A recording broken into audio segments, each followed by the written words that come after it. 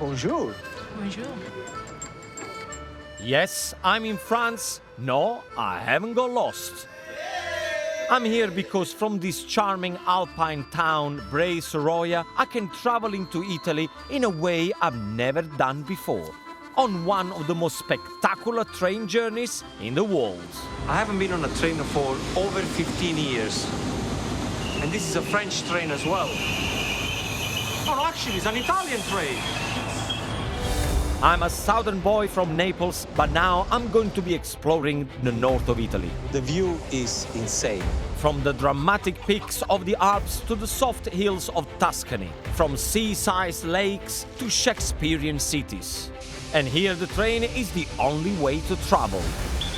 Next stop, Torino. The area is famed as having one of the most scenic rail networks in the world. This was so cool. And of course, along the way, I'll be cooking up delicious, speedy dishes with a twist. This is how it's done.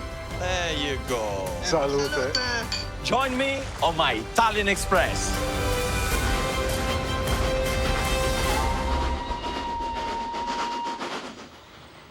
This is the iconic Tende Line Railway. First traveled in 1928, it's included in the top 10 most beautiful train journeys in the world. Look at that. The view is insane. This is what it's all about. The railway begins in Nice, stops here in Breis-Roya, before heading to Italy and on to Turin. Cutting through the Alps, it crosses the border into Piedmont region, where my first stop will be the town of Cuneo. The railway was life-changing for these hilltop communities. It took more than 40 years to build, blasting through the mountains to create over 100 tunnels. Little known to tourists, for the locals who travel this line each day, it's the most incredible commute.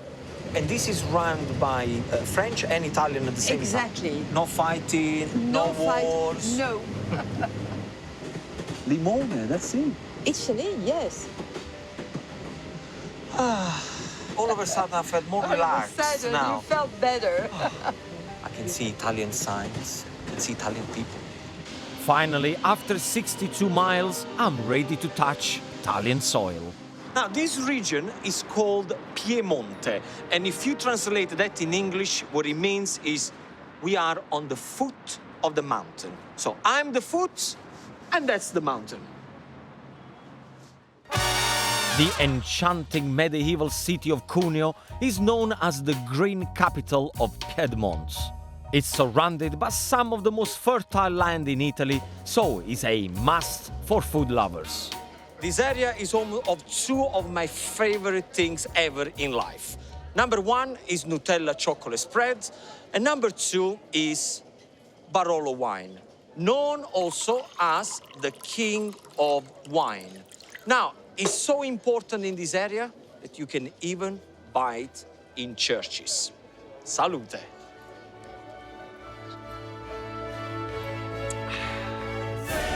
The countryside on the outskirts of Cuneo is carpeted with prized Barolo vineyards. Locals have always worshipped Barolo wine like a god with healing powers. And I've heard that doctors around here, they even prescribe it for any illnesses or pregnancies. Buongiorno. Buongiorno. How are you? Very well, thank you. Beautiful horses. Yes, Beautiful. She And is my assistant. Your In the assistant? visit, yes. GP Roberto Alfonso is a bit of a local hero. He's Italy's only cowboy doctor. Which one is mine? Your is this. Okay. That's beautiful. And what's the name of this one? Asia. The name is Asia. Asia? That's okay. Ah, bella Asia. Bella. I think she likes me. Doctor, I love Asia. The valleys Roberto rides through to visit his patients are so precious they have a UNESCO World Heritage status. I got the slowest horse in showbiz. Asia, come on. And as Asia is so slow, I don't think I need a helmet. Roberto, go slowly. She's eating. Doctor. Eddie? To Asia. Asia. Asia. This tiny corner of Piedmont is the only place in the world Barolo is produced. Just 11 communes can make this dry, full-bodied wine. And the first patient of the day runs a small, remote Barolo vineyard. It's parking area, and we don't have to pay for parking either. Adesso, quando mi vedono a piedi, mi chiedono dov'è il cavallo. See, going to a patient with a horse is very important because the patient doesn't think about whatever illness she or he's got. It's all about the horse and it's all about the tranquility. So for him, it's like breaking the ice with the patient. And whenever he goes to a patient without the horse, he said the first thing that they ask is, where is the horse? Without the horse, I don't think he would be as good as doctor, I think. Buongiorno. Buongiorno. Salve. Roberto visits Adele and Marco every week. They struggle to get into the town and the surgery. Della signora. I will visit you. Sì. Yeah, you just trust me. Don't worry about it, yeah? Relax. Can I pump the thing? Yes. Ok, Okay, vado? vai. On your blood pressure, it's okay. It's a right Perfect. pressure. Perfect. Va bene che hai parlato l'italiano. She's gonna live another 100 years. So that's what it is. Fine. So part of the prescription from the doctor is red wine and slices of salame. Sì, sì, sì. This is the best doctor in the world. It's not only Barolo which is unique to this area. This is the only place in the world where the Nocciola Piemonte hazelnut grows. Most of the harvest ends up in local chocolate and chocolate spread. Implica un lavoro tutto l'anno. This is for people when they're retired to have a hazelnut farm because there is very little to do. Instead, if you want a lot to do, then it's a vineyard. E profuma di cioccolata e di caffè. This is incredible. So all the chocolate factory with hazelnut around here, all the fumes goes into the air. So the fog that they have during winter actually tastes of chocolate. Roberto and Ambra continue their rounds at their usual pace, while I go back to his house to cook. Inspired by the hazelnut trees, I'm going to create a delicious chocolate cheesecake, just what the doctor ordered. This is an extremely easy recipe, and I want everybody at home to try it. So the first layer that we're gonna do is a biscuit layer. I'm using any cookies. This has got a little chocolate chip in there. That's fine, or otherwise you can use the plain one. It goes straight into a food processor, like this, just to make a fine crumb. So blitz away. Add melted butter. Have a look at this. If you can put it into your hands, you can press it down, and it all stays together, that means that the job is done. Press the biscuit mixture firmly into a non-stick cake tin. Put into the fridge for 15 minutes. Now, let's talk about the cream cheese and the chocolate spread. I'm starting with the cream cheese. You can use mascarpone cheese. In there, straight away, we're gonna pour vanilla extracts. Very good to do it. In there, we're gonna pour icing sugar, and then start to mix everything together. Like that. Get all the icing sugar, the vanilla, all mixed in together.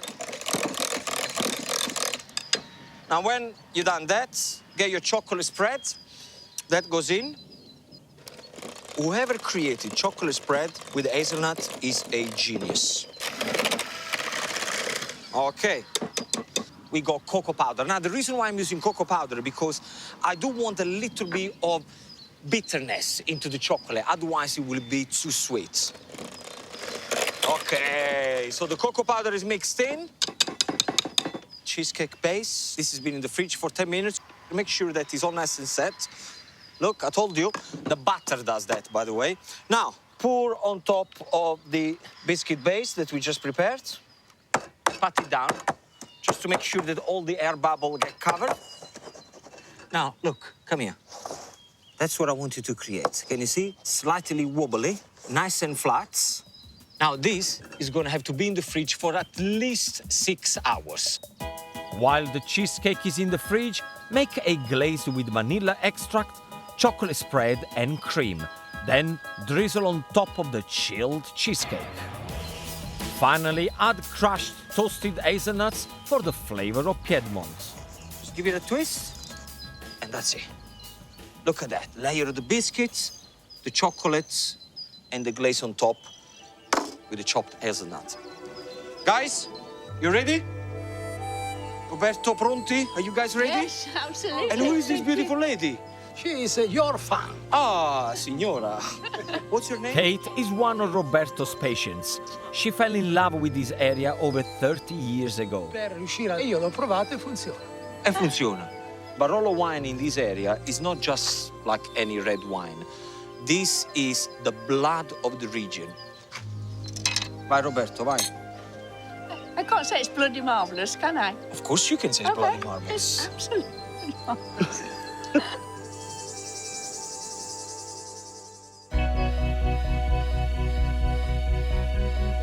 I'm leaving the town of Cuneo and jumping back on the train to travel along the final stretch of the Tende line. Next stop, Torino. This leg will take me 62 miles north to the must-see city of Turin, which marks the end of the line. The region of Piemonte is the second largest region in Italy after Sicily. And in the old days, it used to be the most powerful area in Europe, mainly because once upon a time, Turin used to be the capital of Italy. Nowadays, Turin is famous for two things, being the headquarters of Fiat and the setting of the film The Italian Job. But its wide boulevards and grand piazzas are a testament to its past as a political powerhouse. The city's Roman grid layout makes it perfect to explore by car, and by Fiat 500, of course. Carlo is part of a classic Fiat owners club and is taking me on a tour of Turin, Italian job style. Carlo, Sono io, ciao Gino. this is awesome. Ciao, welcome. Come stai? Bene, tu? I am so excited about this. No seatbelt? No, no. Senza cintura? Sento, non esiste.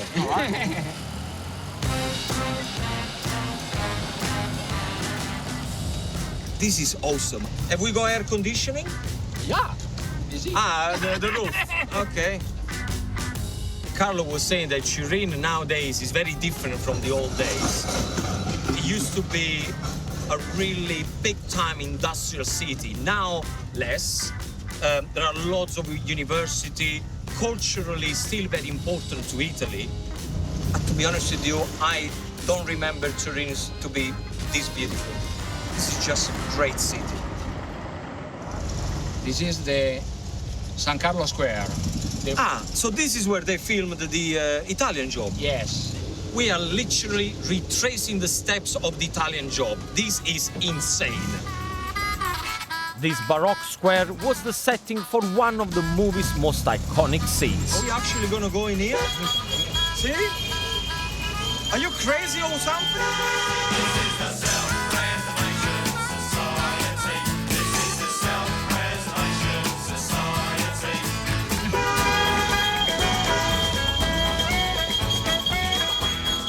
You guys are crazy!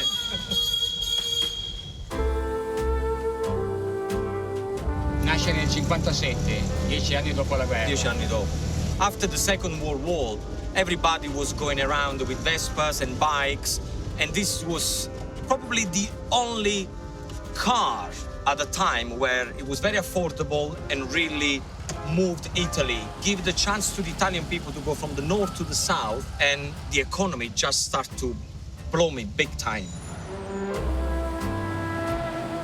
Carlo takes me to Piazza della Consolata, named after its imposing church, to sample another part of the city's rich history.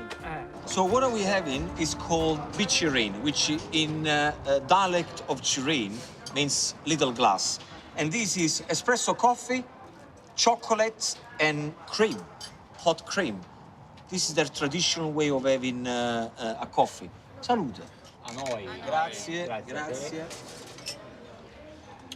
So the first thing you get is clearly the cream on top, warm, quite heavy. Then you get the chocolate flavor, not too sweet, which I like. So it's quite good. You know that it's a good chocolate. And then the coffee on the bottom. Very good. Mi piace, è buono. Sì, sì, sì. Cioè, te ne uno al giorno va bene. Sì, I think one a day is more than enough. Sì, Otherwise, sì. E se no ti fai come Pavarotti qua. Otherwise you become like Luciano Pavarotti. It feels very heavy. Sì, sì. Facevano le prove. Sullo Sul stabilimento. tetto, sullo stabilimento. Oh yes, where we're going now is a place called Lingotto.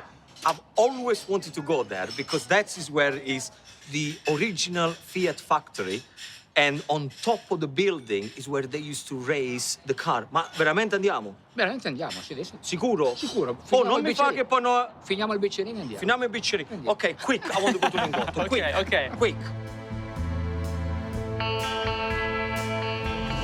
I'm so excited, it's unbelievable. I feel like a little boy opening a present. I got goosebumps. I can see the building, it's right there. I've seen this place on television, on magazines so many times, and I'm finally here. Magnificent. Lingotto. Sì, siamo al Lingotto. When this place opened in 1923, it was the biggest motor factory in the world. This is insane. The structure and the way they designed this. Cars were built on a line that went up through the building, emerging complete at the rooftop test track. And of course, this was the setting of the final scene of the Italian job in the city.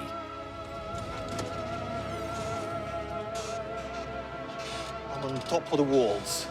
So this place is where they used to test drive the Fiat 500. So this car here is probably already been on this track, and there she is again. Assolutamente sì. Time to race.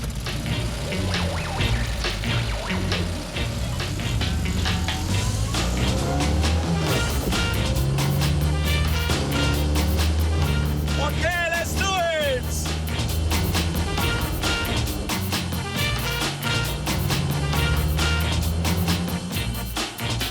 I'm definitely winning. This is insane. It's like driving a Tino Tuna.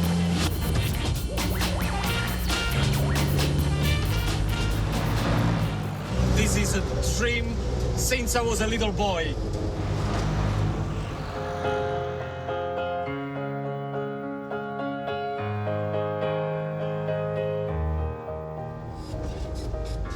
I won! Allora, tutto a posto? Ti è I piaciuto? won! Ti è piaciuto? Stupendo, grazie, grazie. figurati. I am so happy and so grateful for him to give me this experience that in exchange I'm gonna cook for him, E okay? io lo mangio. Tu vai a fare, you gonna oil the car, I go start to boil the water. Ok. This is as express as it gets. In 15 minutes, I'm going to cook up fettuccine with pork, rosemary, and local white truffle oil. Where do we start? Right here, rosemary. What I want you to do, take the leaves of the rosemary off the stalk and finally chop them. Whenever you use rosemary, cook that one as the first thing that you're gonna do because rosemary leaves are very tough. After that, olive oil, and then a touch of butter. Very important to pour olive oil and butter together. If I put only the butter, it will burn quite fast. The olive oil is gonna help the butter not to burn. Come here, come here, come here. Look at that, the little sizzle going on. The rosemary is releasing the flavor into the oil and into the butter, and that's exactly what I want. Add a finely chopped onion, Oh, come on! Piano! These crazy Italians drivers. Onions, perfect. In there goes the minced pork, like this. The secret now is work with your tablespoon to break up all the pieces of the minced pork. What's wrong with these people? season and fry for around 15 minutes. Now, mascarpone cheese, straight in there. Just break it into the sauce. Then I got a little bit of parsley, flat leaf parsley, of course. As I always say, curly parsley, rubbish. Don't use that. Roughly chop, don't chop it too little. See, remember when I told you about the rosemary at the beginning? You need to cook it first. Parsley is something that you actually put in nearly at the end because if you got a soft leaf, then the flavor stays in there. That's it. Add thawed frozen peas and gently simmer for 3 minutes. Switch everything off and just leave it there to rest. Pour the pasta in a large pan of boiling salted water. Whatever it says on the packet, cook it 1 minute less. You're gonna get the al dente bite to perfection. Grate parmesan into the sauce. To make the perfect plate of pasta, you pick up the pasta. See this little water here? I need that. Straight into the sauce. Mix all together. There they are. They probably smelled the plate of pasta. What I got as well, see, all around the mountain here, there is one ingredient that they really do well, is truffle olive oil. So I'm gonna drizzle a little truffle olive oil on top. The smell. Oh, avete sentito il profumo, eh? They smelled the foods. Grazie, ragazzi. Grazie a te. Grazie, grazie. Look, what I got. That's so sweet. Lo metto qua, eh? Bravo. Sì, ma mangiamo. Mangiamo. Buon appetito. Buon appetito. I've been looking forward to this moment since I was probably 10, 11 years old. And I'm finally here. Awesome.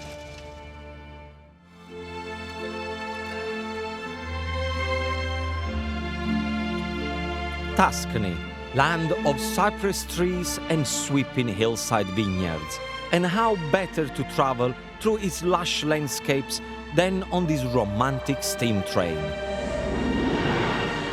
My Tuscan rail adventure starts in the enchanting city of Siena, famed for its Gothic architecture and Renaissance art. It has its own gastronomic story to tell. Now, this place claims to be the oldest shop in Siena, so they should have some of the ingredients I need for my cook later. One of the region's most famous dishes is a rich, chewy fruitcake called panforte. Margherita, I'm making panforte. Okay. So I'm looking for something different. Okay, if you want to try a little piece, this is for you. Oh, this is the one you guys make? Yeah, so inside there is ginger, cinnamon, cloves, nutmeg, and this is a little bit particular because it has black pepper in it. I've never seen done with black pepper, so I like that. Is there any chance you can prepare me some? Yeah, of course. So this is a proper old-fashioned drugstore. And it's called drugstore because in the old days, they used to use all the spices for medical reason. See, you inspired me about the black pepper. Thank you. Yeah? And I'm gonna do something else, I'm thinking. Yeah? Chocolate. I like chocolate too, but it's not traditional. I have to say it. Look, if they want the traditional, they come to Margherita. Yeah. If they want a chocolate one, they come to Gino. Ciao, Bella. Be good. Yeah. Ingredients sorted. Time to take in the sights, and Siena's 14th century square is one of Europe's finest. This is Piazza del Campo, and twice a year it hosts Italy's biggest sporting event, Siena's palio horse race. This is what Siena is most famous for. Each July and August, 60,000 spectators cram the square to soak up the passion and emotion of this 300 years old tradition.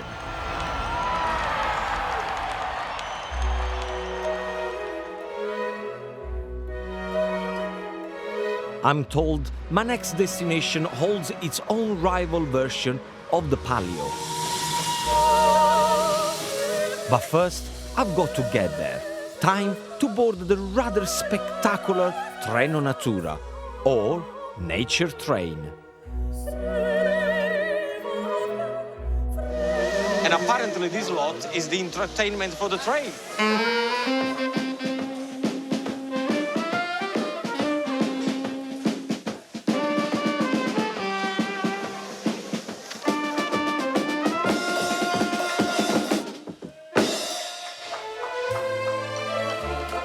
This unique tourist train offers day trips through springs and autumn. It takes a circular route through Tuscany's rolling countryside, passing through Buonconvento, stopping to refuel at Monte Antico, and then onto the medieval town of Asciano, before returning to Siena.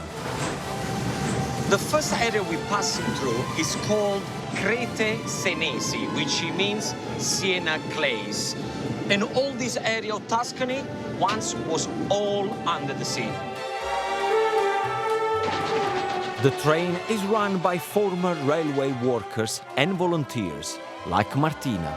Hello. Martina, Ciao. siediti. I've seen people's faces as they walk by, and they look so happy. Yeah, it's an amazing experience.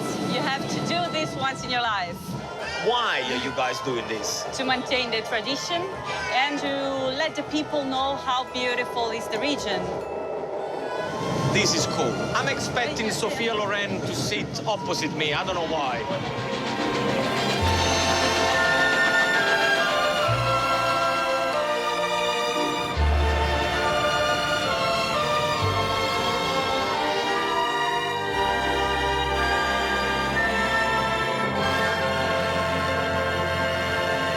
This steam time machine draws to a halt to refuel at Monte Antico. They fill the train with water, so then the heat from the charcoal, and that's how it creates the steam. Attenzione! So now the train is going to go with 2 locomotives, because then we can get faster. I've never seen that done before. Consider when I was a little boy, I used to have a train set. I had to do exactly the same thing. One goes forward, then turn it around, fill it up, and come back. Allora, signori in carrozza? This was so cool. Now, next stop, Asciano. Asciano is the last stop on this circular rail route before the train takes the 30-kilometer journey back to Siena. This sleepy 5th century Tuscan town may be small, but in spirit is every bit as mighty as Siena. Siena has its own world-famous palio, but here in Asciano, they have their own smaller version of the iconic race. Nicolò? Sì, sono io. Asciano has 7 districts and each enters a jockey into the palio. For Niccolo, it's an honor to be chosen to ride. Vieni con me, ti faccio vedere gli animali che usiamo il giorno del palio. Andiamo, va. So he's going to show me the animals that they use during this palio.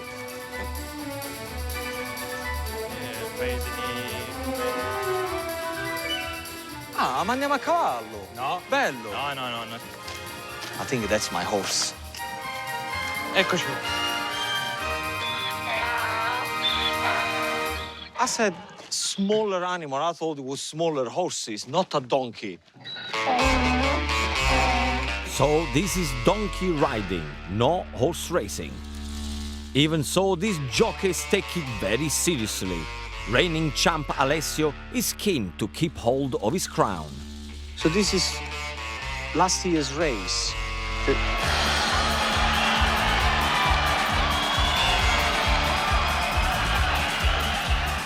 It looks dangerous to me.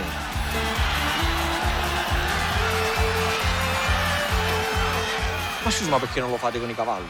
C'è già Siena, ci pensi. Clearly, my question is, why don't you do with the horses like Siena?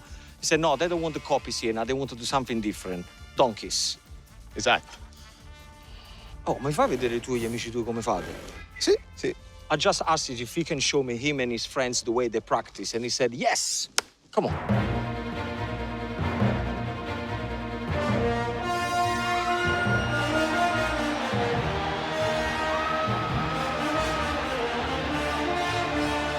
I have to say, I thought that they would be more clumsy, but they're quite elegant. Look at that. Look at the way they go. Okay. Go donkey. Sì. No? Go Romano. Vai.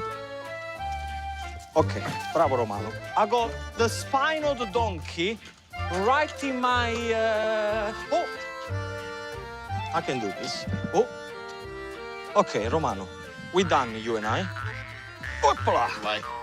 Well done. Bravo. Hey, well done.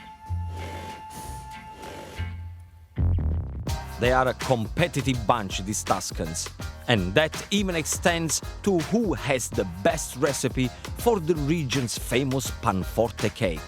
So I'm going to make Gino's chocolate version. Imagine a Christmas pudding, but done the Italian way. That's it, that's the only way I can describe it. So the first thing you want to do is separation of the eggs. Then just pick up the yolk, so the white stays in the bowl and the yolk goes away. Whisk the egg whites. Okay, so this is exactly what I want. Look, it's stiff, but not too stiff, okay? That's the way to do it. Maple syrup goes in. Whisk as you put the maple syrup in. And of course, if you can't find maple syrup, runny honey will do the job. That's it. Okay, perfect. Now, ground almonds. Straight in, and as you put it in, keep folding. We're gonna start to add the nuts. First of all, I got a little bit of orange peel here. Then I go almonds without the skin. I go walnuts and hazelnuts blanched. Put everything in, just like that. And nuts in panforte is very important because in the old days, the priests, they used to use the panforte as in Italian, we call it baratto, bartering. So they used to give the panforte and get something else, I don't know, a cow, a sheep, or whatever it is. Because it used to be extremely expensive to have nuts and candied peel. Now, we're gonna put the beautiful spices I got this morning from the local shop. Black pepper goes in there, a little bit of cinnamon, then we go nutmeg, and cloves. This is why I said it feels like a Christmas pudding. Straight away, I'm gonna put some orange liqueur, so that goes straight in. Mix everything in. Get some good quality chocolate, melt, and pour into the mixture. Now, once you're at this stage, I got one of those things that they got a loose bottom, okay? Rub a little bit of olive oil into the tin before you put the cling film, because then when you tuck it in with your fingers, it's gonna get nice and tight to the tin, and the panforte is gonna look perfect. Pour everything in. Just like that. So quick to prepare. Just cover and put it in the fridge for 3 hours. Peel off the cling film. Cover completely with icing sugar, just like that. Now, you may think, should we use any cream or anything to serve this one? Absolutely no. I want this one to be served just the way it is. Look at that. You can see the almonds, you can see the walnuts, you can see the hazelnut at the back. Forget about Asciano, forget about Siena. This is the way it's done. Hey, buddy, I can't give you chocolate, but you can have this. Oh. I have to say, I do prefer you than donkeys. Much prettier.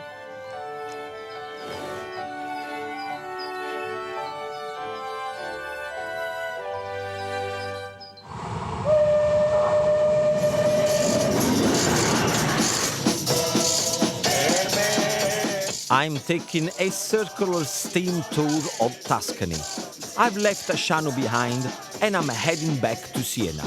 My next destination is just north of the city.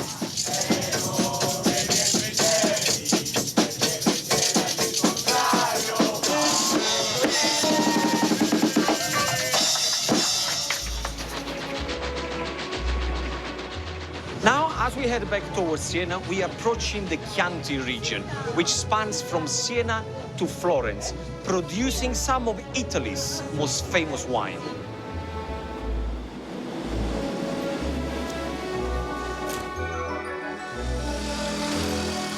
Now, I'm leaving the city and heading up to a very special vineyard. Buongiorno, signorina. Buongiorno. Just 20 miles outside Siena is Chianti country, where this classic wine has been produced for over 300 years. Ciao Gino! Francesco, come stai, caro? Benvenuto a casa al Tutto a vento. posto? Ciao! Welcome. Francesco's family run one of the vineyards.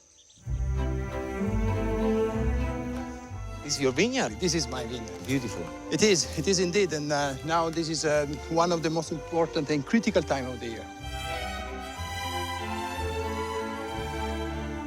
We get a lot of rubbish Chianti in United Kingdom. Why is that? You are telling something that is hurting me. It is true. What should the people look for? In this area, the real Chianti, it is called the Chianti Classico. And you recognize that from the black rooster. You're saying that if I'm sitting in a restaurant, what I'm looking for, it says Chianti Classico, and I need to look for the black rooster. That's right. The Chianti Classico is produced in a very limited region between Siena and Florence. And the very original Chianti Classico is still produced in only 3 villages. We try to do everything with the wine, even the residual part of the wine making. We have managed to reuse it in our wine bath. So we have a wine therapy. What did you say? Wine bath? Wine bath, yes. So you putting people into a bath with wine? That's right. And this is something that you will try. I can't wait. Now, do I need to wear shorts or can I go naked? You can go naked. Could be sexy.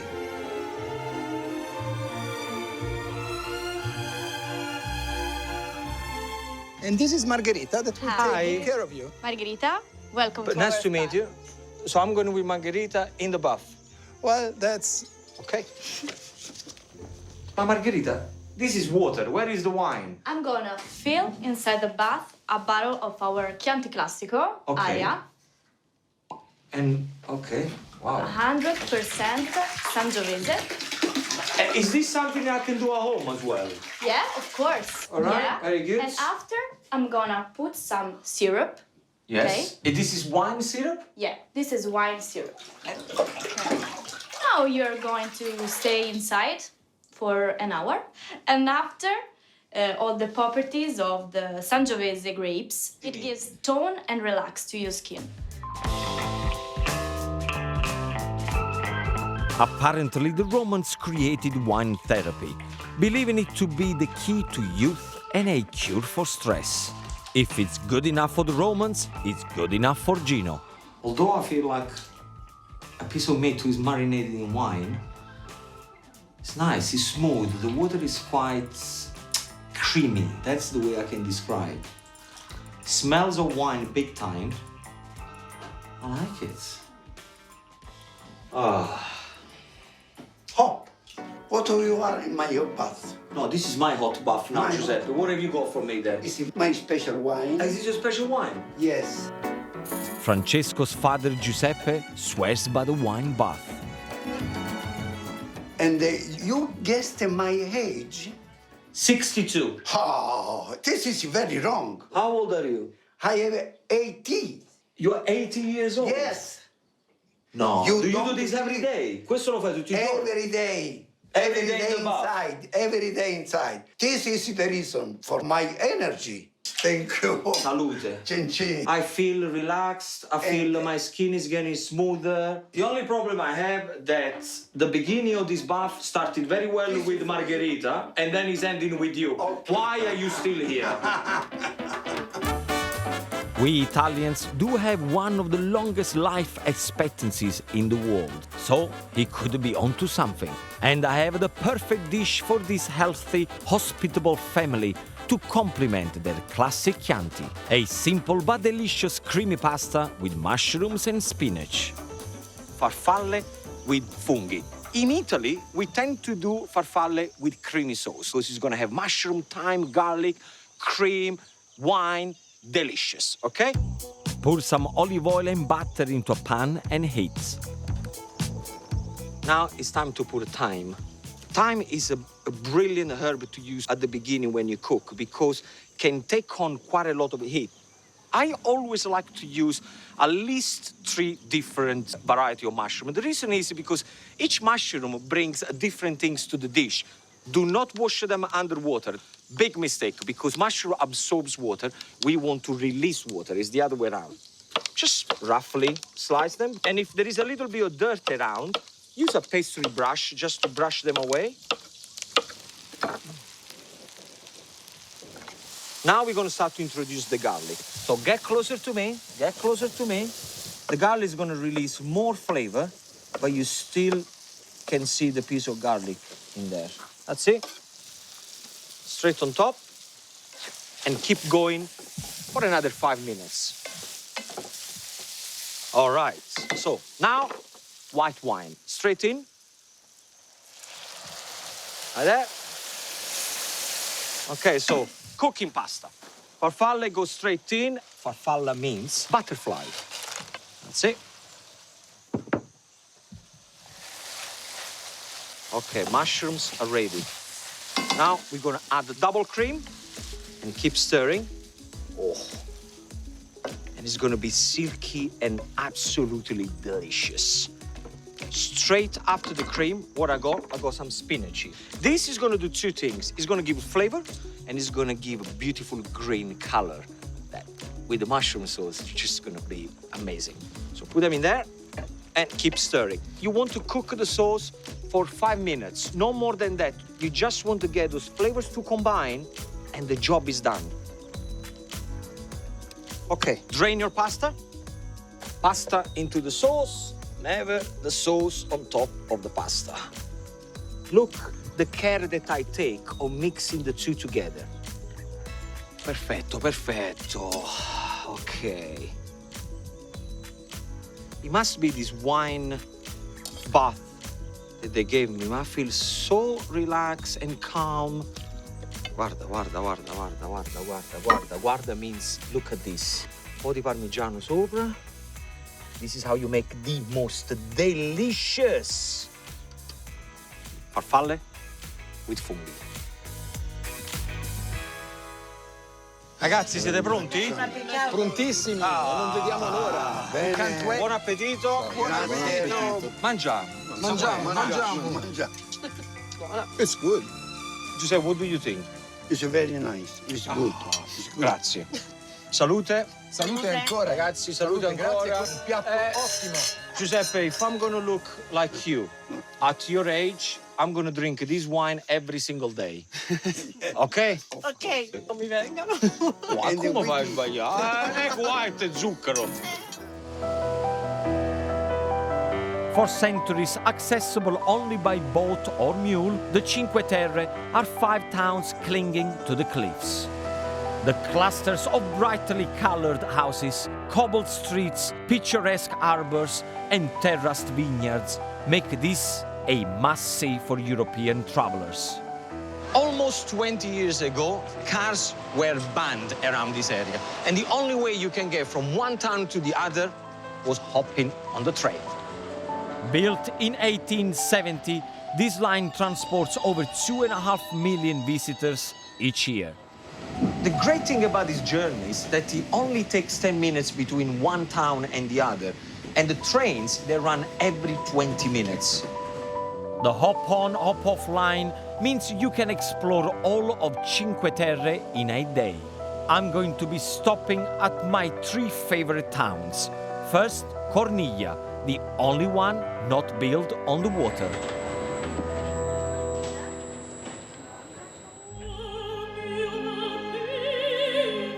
Perched 100 meters above sea level, tiny Corniglia has just 300 permanent residents. Ross? Hi. Come stai, caro? Bene, bene. Everything all Molto right? piacere, everything And all who's right. that? Hey, buddy. It's my naughty dog. Hello. Always It's comes you, with really. me, Merlina. So what are we doing today? Today is a market in Corniglia. Market selling day. flowers. Merlin, you're with me today. Merlino will be All right? Hello, buddy. your best friend. Hello. Mwah. Come on, let's go. Market Day is a lifeline for these communities. Each day, the market moves to serve a different town. Eros, how important is the market for the locals? Yeah, it's very important because these places like Corniglia, Vernazza, it's not easy to get in here. So everybody use train. The markets may be small, but the stalls sell all the weekly essentials. Would you like to buy some flowers for your boyfriend, girlfriends? You don't like flowers? Eros, we need more customers here. There is nobody. Because it's too early. I Do told you. something. Forget about the that. rosemary and the No, thing. rosemary. Sing, and then we can sell something.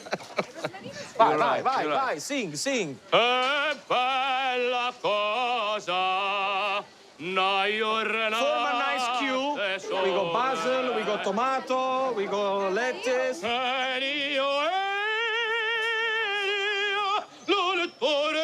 You go for euro, you can have it for 3. It's fine, don't worry. Vieni qua. Io sono vecchia. No. She said, you don't look at me because I'm old. This is for you, my present. Un abbraccio? Grazie. Stai fronte a te. Bravo! Maybe if I join in the singing, we can double our profits. Quella che ha fatto a me, dopo da lessa accisa, non te posso scordare. See, we lost all the customers. Gino, I start to bravissimo. sing, there is no You're the more best. customer. I don't think Andrea Bocelli has anything to worry about. On to something I'm good at, eating. Cosino, see? I'm having a break. I brought you some food special from here. Stuffed What is that? mussels. With what? Yeah, you find eggs and mortadella. And Mussels with mortadella. mortadella and cheese, yeah. I have to say, this is a very weird combination. Definitely the first for me. Buono però, Sono buone. How many flowers we sold? A lot of Good. flowers. It's my Thank singing. you for your singing, yeah? It's my singing, my Helping friend. me with the I told you, flowers. you are very good. But when they start to see me singing, Eh, everybody's coming here. un trionfo. Time for me to get back on the train, and the next stop along the line is Manarola. Dating back to the 14th century, is thought to be the oldest of the towns. These towns were built to produce wine. They are surrounded by steep vineyards, which also provide spectacular walking trails across the hills. Tour guide Giancarlo. Ciao. Come va? Tutto a posto? Ora facciamo un pezzo di macchina e poi andiamo a piedi. A piedi? Vabbè, io ti seguo, va. Dai. Va. Just asked him, how do we get up there? Praying that he wouldn't say we're going to walk all the way up there. So he said, a little bit with the car, a little bit on foot. Okay. Oh.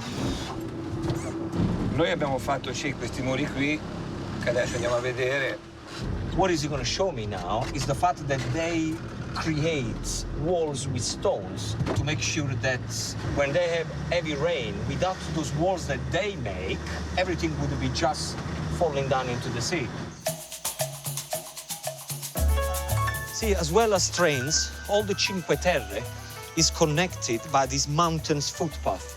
So from here, I can go pretty much everywhere I want in Cinque Terre. Buongiorno. Buongiorno. Tell you what, I never understand these people trekking. Ma che trekking? Stay at home and watch only Fools and Horses. Why don't I get the stick, the trekking stick? This is what it's all about. The view. Vines everywhere. But did we get the right information here? 150 meters my ass. Come and trekking in Cinque Terre, it's fun. That's what they said. Clearly, I'm not a trekking kind of guy, but the view is insane. Look at that. See, kissing the mountains. But the heavy footfall of tourists is damaging these terraces, and Giancarlo is passionate about protecting this fragile beauty. So this wall has been here since the 1600s, so over 400 years old. And unless they do this kind of maintenance, this will all be completely down there. And if you see those white bags there, those are dropped by helicopter. They're full of stones, and they just drop them on the land so they can use them to repair the walls. See, in the old days, traditionally, you would find the families come up here. As soon as they see a piece of the wall that was falling down, they would straight away fix the wall. It was a local tradition that, unfortunately, is completely dying now because nobody wants to look after the walls anymore. Without these walls, we wouldn't have Cinque Terre. You wouldn't have all this. You carry on. I'm gonna go to do some cooking. I'm going to cook a healthy lunch of minestrone soup with cheesy ciabatta bread. See, I left Giancarlo somewhere up there where we were working, but I promised him that I would prepare him a nice and healthy lunch. Okay, the first thing I'm gonna do, 5 to 6 tablespoons of extra virgin olive oil. I got carrots, onion, celery, potatoes, okay? Chop it up more or less the same size. The reason why you should do that is because when you cook them, they cook more or less at the same time. Just put in there. Now, for the cabbage, get a good sharp knife and shred it like this. Add the cabbage and fry off for around 8 minutes. Now, at this point, vegetable stock. Straight in. As soon as it starts to bubble, we now then going to introduce 2 more ingredients. Courgettes and cannellini beans. Chop the courgettes and add to the pan with the beans. Season with salt and white pepper. White pepper is more delicate, so it works really well with minestra. And now, lower the heat and let it gently bubble for 20 minutes. This is what you want. Look, all the carrots, if you squeeze them, they're just about breaking. Perfect. The minestra is pretty much ready. I just want to give a little bit of color. And tomato puree, to me, that's the best way to give color. So, a tablespoon of that goes in there. And if you come in, you see what's happening to the minestra. Look how the color changes quite quickly. It gets a nice, kind of light orangey color. When you eat something, it shouldn't be really, really hot, because otherwise you will not appreciate the flavor. So let it rest, and then I like to serve it with a cheesy ciabatta. And how do we do the cheesy ciabatta? Very simple. Okay, I got a little bit of pecorino grated here. You can use Parmesan cheese if you want. Then I got some butter. Room temperature, okay? Very important to do that. And what you want to do, with your fingertip, you want to mix the two together to create a paste. Cut some ciabatta bread into 2 centimeter thick slices. So very simple what you do. You get your cheesy butter, spread on top of the ciabatta like this. You could serve it with any soup that you want, or if you have a little bit of antipasti, instead of just giving ciabatta bread, you can give a bit of cheesy ciabatta bread. Put under a hot grill for 2 minutes. This is what you get. Beautifully. Look at that. Nice color on top. The butter is melted into the ciabatta bread there with the pecorino cheese in there. Finally, add chopped parsley to the soup and serve. Simple. I mean, when people say, what is the most simple recipe that you could cook? I always say, a nice minestra, you cannot go wrong. Now, just before you serve it, a little touch of pecorino, grate it on top, and then serve it 2 slices, cheesy ciabatta bread. Look at that. Giancarlo, il pranzo è servito. Giancarlo is back from fixing the walls, ready for his hearty lunch. Per te, Oh, grazie. una bella minestra. Comunque è bella croccante, sì, perché semmai brucia. Perché brucia e Bella poi è bella al croccante. dente, eh? The first thing that he said, I love the fact that the vegetables are al dente and they're not just mushy. And he said, thank you for not being boiling hot. I told you. Ah, the best table in the house.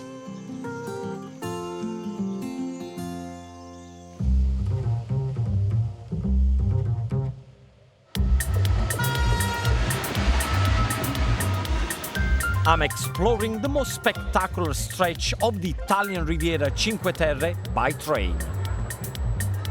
It's getting busier as the day goes on. All these people in the train. That's if I can get a seat.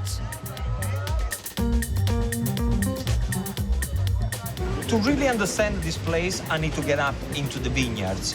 So next stop is going to be Vernazza, where I'm going to meet one of the region's biggest producers. Vernazza is 2 stops back up the line. Known as the Mini Portofino, it's the most photographed of the 5 towns. But it's the cliffs high above the picturesque harbor that holds Vernazza's most precious products, grapes. Vernazza has more vineyards than any of the other towns, and Bartolo's family have been cultivating grapes here for almost 800 years. Bartolo, come stai, caro? Piacere. Tutto a posto? Ma Eh? sì. And who's there? Hey. Diva. Her name is Diva? Diva, it's a Hollywood diva. How old is she? 14. 14. How important is wine for this area? Wine has been the starting point for Cinque Terre. Already 1,000 years ago, our wine was famous all over Europe because Genoa was bringing our wine all over Europe, the kingdom. Of course, they were going with boats and everything. And so these people were surviving just thanks to wine and olive oil. See, we're now going into one of my favorite parts of Vernazza, there. It's nice. Seeing the vineyard going into But you see, this is one of my vineyards. Over there are my vineyard. So how are we going to get up there? It's very easy, just many steps up from here. Many steps? Of course. When you say many steps, what do you mean by many steps? How many steps have we got, Bartolo? About 165. How many steps have we done already? A few 30. I really hope there is a drink waiting for me at the top. Oh, all this is our main vineyard. Bello qua, oh. How are we gonna get up there? You are lucky. I can show you sophisticated technology to go up. Sophisticated technology. Does it mean more step? Senza Okay, trenino. first of all, what this is called? Trenino. Trenino, Trenino. like a choo-choo train. A small Okay. train. Have we gone through health and safety here? You are supposed. I'm always scared. But this thing wobble. Oh, piano piano, eh. Tutta forza, via. Tutto a posto, tutto a posto. Andiamo. Piano! Which way are you going, huh? Why did we not take the steps? You are crazy. You are crazy, not me. I forgot to tell you that I don't like heights. Bartolo transports equipment up the mountain on the monorail and brings the grape harvest down. Do you enjoy this trip? Oh, beautiful, beautiful. I can see the town. Lovely. All the history of Cinque Terre are bound to wine. I can see the history. Installed 8 years ago, the monorail has been a real game changer for Bartolo and his wife Lise. But high on these terraces, the rest of the work is still done by hand. Oh, Signora, how are you? Everything okay? Welcome. How do you deal with this crazy man? I don't know. Is this what you do every day? Yes. This is one of my favorite vineyards. What kind of wine do you produce? Is red, whites? The tradition in the area is white wine. When you have a vineyard on the hillside, you have a perfect drainage, so the plants will never have too much water. Yeah. And that's why normally the best wine is always from a hillside. So this must be one of the toughest places in Italy to grow. Well, yes, it goes in this category which is called the heroic winemaking, because here we have to do everything by hand. You cannot go with a tractor.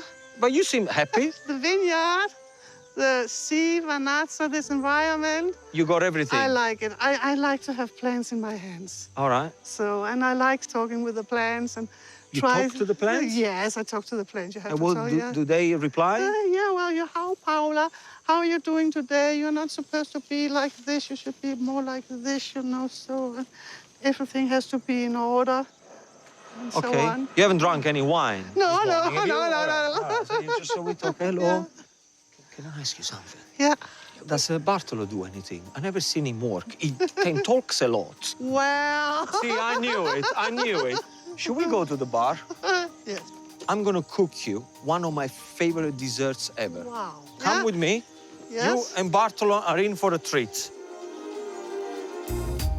I'm putting a twist on an Italian classic with my lemon tiramisu. I know it's not a classic. The classic one will have the espresso. But believe you me, there still is a lot of people who don't like coffee. So I came up with the limoncello tiramisu, and it's much more delicate. So the first thing we're gonna have to do is the separation of the eggs. I'll break the whole egg into the bowls like this. And then gently, you pick them up, you run them through the fingers so the yolk is perfect and it goes straight on one bowl. So once we separated the eggs, just whip the egg whites, okay? Very important to do the egg white first, because if the whisk is dirty, the egg white is not going to be nice and stiff. As soon as it starts to foam, add half of the sugar. So really what you're trying to do is to create like a meringue effect. Perfect. I'm happy. And this is what I want. Look at that shiny, nice and fluffy. You know when it's ready if you can do that, okay? Whisk the rest of the sugar with the egg yolks until they go nice and pale. Okay, this is nearly done. Can you see how it's changing into a pale color? That's what's happening when you put the sugar. Now, mascarpone cheese straight into the egg yolk. You could use other soft cheese, but trust me, the mascarpone is the one that every Italian would use. Whisk goes in there. Now, do it slowly. Don't overdo it. You just want to blend 3 ingredients together. And the job is done. Now, at this point, where I go? Beautiful lemon. So get the zest, go straight in. This is gonna give a nice natural freshness to the tiramisu. Now, what do? The lemon, cut in half. I got a little tray here with cold water. Get the lemon, and just squeeze it. Don't worry about pips or anything like that. Carefully fold the egg white into the yolk mixture in 3 stages. Try not to lose any air. So basically this is done from start to finish. Probably it's gonna take 8 to 10 minutes.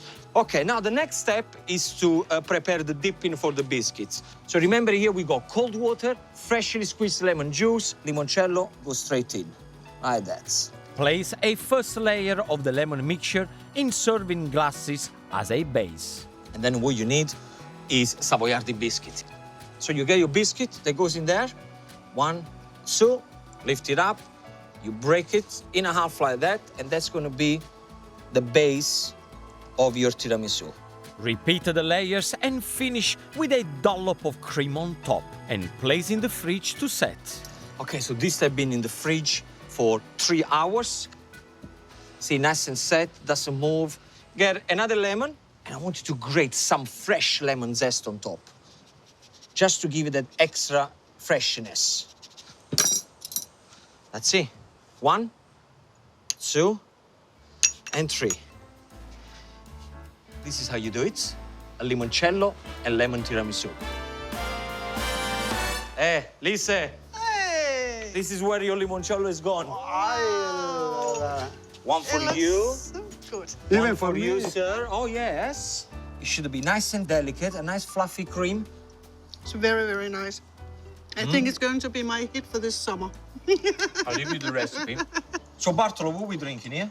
We are going to drink this Cinque Terre. This is a dessert wine. Ragazzi, salute, eh? Salute. Salute. Auguri. Grazie, auguri, auguri, auguri. Oh, wow. Wow. The only problem with this, you get hammered very, very quickly. Di nuovo, salute. Salute.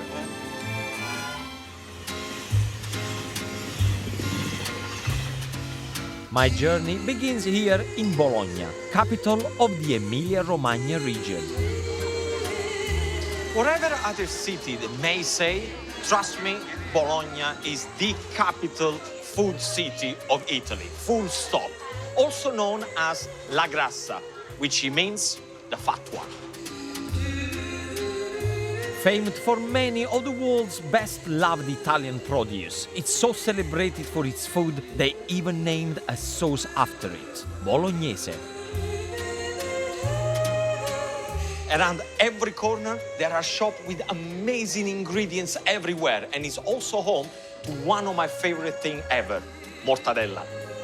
Mortadella has been made here in Bologna for over 500 years, and Giovanni stays loyal to the original recipe. Giovanni, Welcome, Bologna, the city of food. this is amazing. How old is this? 1855. My family only from 1932. The first thing that I can smell is the almighty mortadella. Thank you. What are the main ingredients? All pork meat. Yes. And then we go salt. Yes. Yeah. Salt and pepper, black black peppers. That's it. My favorite thing ever, eh? Yes. When I come in Italy, I only have panino with Con la mortadella. mortazza. And that's why you're going to do that for me, eh? Please. Yes. You have mortanino pronto? No 1 or 2 slices, yeah. 4-5 fette, 4 or 5 slices in there. Mortadella is so prized that in 1661 a law was passed ensuring it must be made to the original recipe. 1 and 2 goes for me. Aspetta. Well, And only here in Bologna. okay, Giovanni, one more, and I'll see you very soon. Buon appetito. And I know just the place to savor my panino, Osteria del Sole. Now, where I'm going is the oldest osteria, not in Bologna, actually the oldest osteria in all of Italy, if not in the whole world. Doesn't really look a lot from the outside. But trust me, guys, this is the place to be. This is the city's oldest wine bar. It's been serving thirsty locals since 1465. Buongiorno. Ci puoi un bicchiere di lambrusco, per cortesia? And not much has changed. They still serve the local sparkling red wine Lambrusco, nice and chilled. Salute. Okay, let me explain what an osteria is. This is a place where you can bring your own foods, very traditional in Italy, and they just serve you alcohol. So in my case, panino with mortadella and a beautiful glass of Lambrusco. So, salute and buon appetito. I've got a train to catch. I'm gonna finish this off on the train.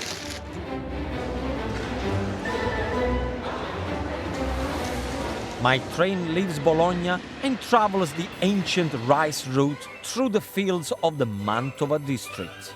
I'll be stopping at Nogara for a risotto festival before arriving in the cultural capital of Verona. This is Italy's rice-producing region. Rice is grown here in flat fields flooded by canals and waterways, which are fed by Lake Garda 50 miles north. Now, let me tell you an interesting fact about this area. The value of the properties are not based on how big is the actual property, is how close they are to water. Production began here around the 15th century, and today Italy remains Europe's largest rice producer. Now, rice is so important to life around here that during summer there are rice festivals pretty much everywhere. I'll be cooking a special risotto at the Villimpenta festival, so I need to source some good quality rice. The Alone Nano is the specialty around here, and Olivio's family have been growing it for almost 70 years. Buongiorno. Buongiorno. So this is the rice master of Italy. La riseria dov'è? Andiamo a fare qualcosa. Andiamo a fare- fammi vedere. andiamo a Sì, fare- I want to see this rice farm. Andiamo? Andiamo. The rice fields are flooded with water, which softens the soil and protects the seeds from extreme temperatures. Seminato sabato. Oh, they put it in the water 4 days ago. And look what's happening. The little white thing here, that goes into the ground, and this one is going to sprout upwards, which is going to make all the little rice grain.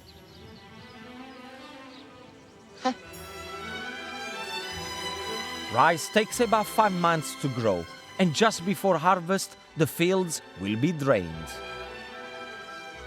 Nasce in acqua e muore nel vino. Perfetto. Perfetto. It's a rice grain borns into water and dies into wine. That's the best thing ever. Rice needs to age for a year after picking, and Olivio's family has some of last year's harvest for me.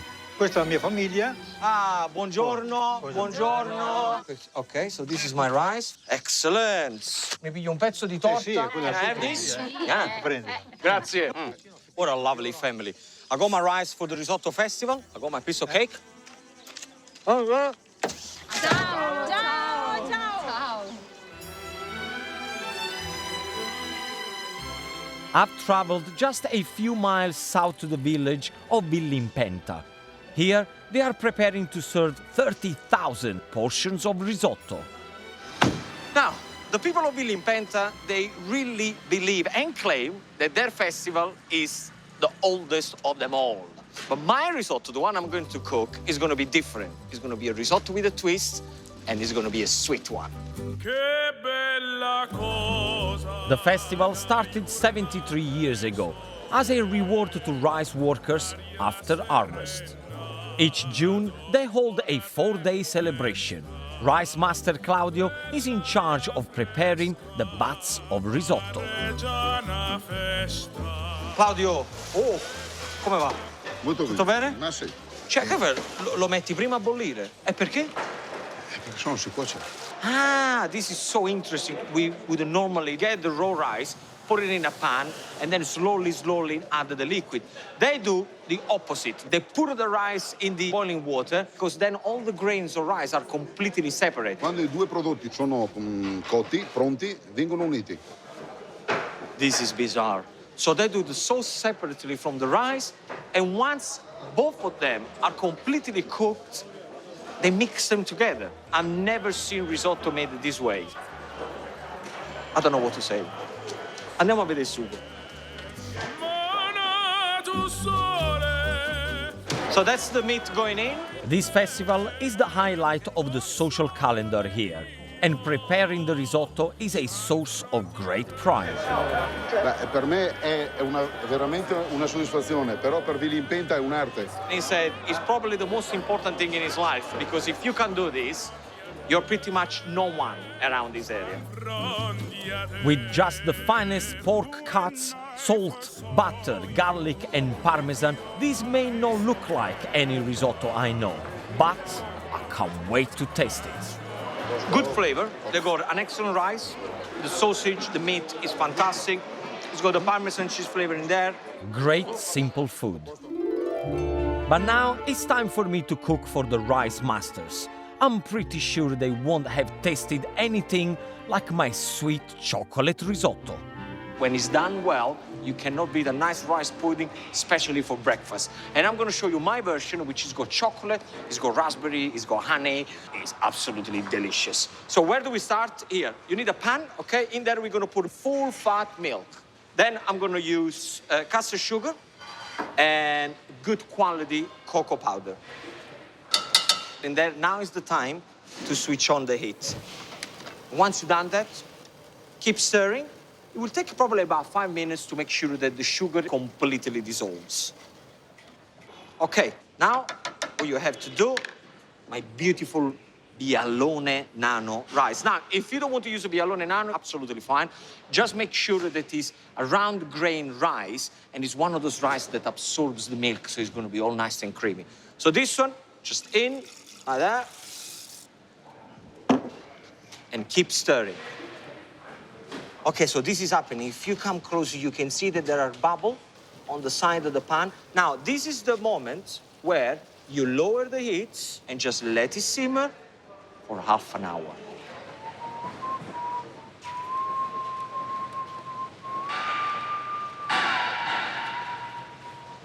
Add some honey for sweetness and vanilla for extra flavor. Now, how are we going to make this nice and shiny? Salted butter, very important salted butter, because the little bit of salt in the butter now is going to give different layers of flavor. So this one goes straight in there. And then I'm going to use a good handful of raspberries and keep stirring. Okay, this is done. Put it into the cups. That is great for breakfast, brunch, dinner. It's great for everything. Now, the secret is very simple. It's all about resting the rice pudding for a couple of minutes before you eat it, because what's happened on top is going to create the little crust that when you go in there, it's going to be all gooey, and the bottom is going to be all nice and melty and chocolatey. Add some raspberries and then flaked almonds on top. Oh, come on. This is pretty. And this is how I make my chocolate rice pudding. Siete pronti? Yes. No, Claudio first. Prima Claudio, dai. Com'è? Buono, però è buono, sul serio. Molto buono. Claudio just said he was very sure about a sweet risotto, but it's the best thing that he's ever tried. Yes. Buono, eh? The next year, my sweet risotto is gonna be on the menu. L'anno prossimo si mette sul menù, eh? Ok. Promesso. We got a deal. Very good.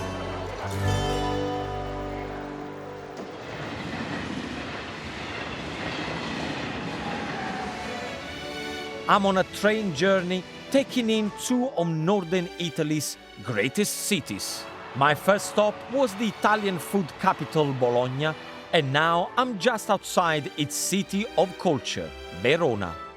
Now let me give you a little history lesson here. See this area? This is where once upon a time all the battles happened to unify Italy. This tower commemorates the fallen soldiers of the 1859 Battle of Solferino.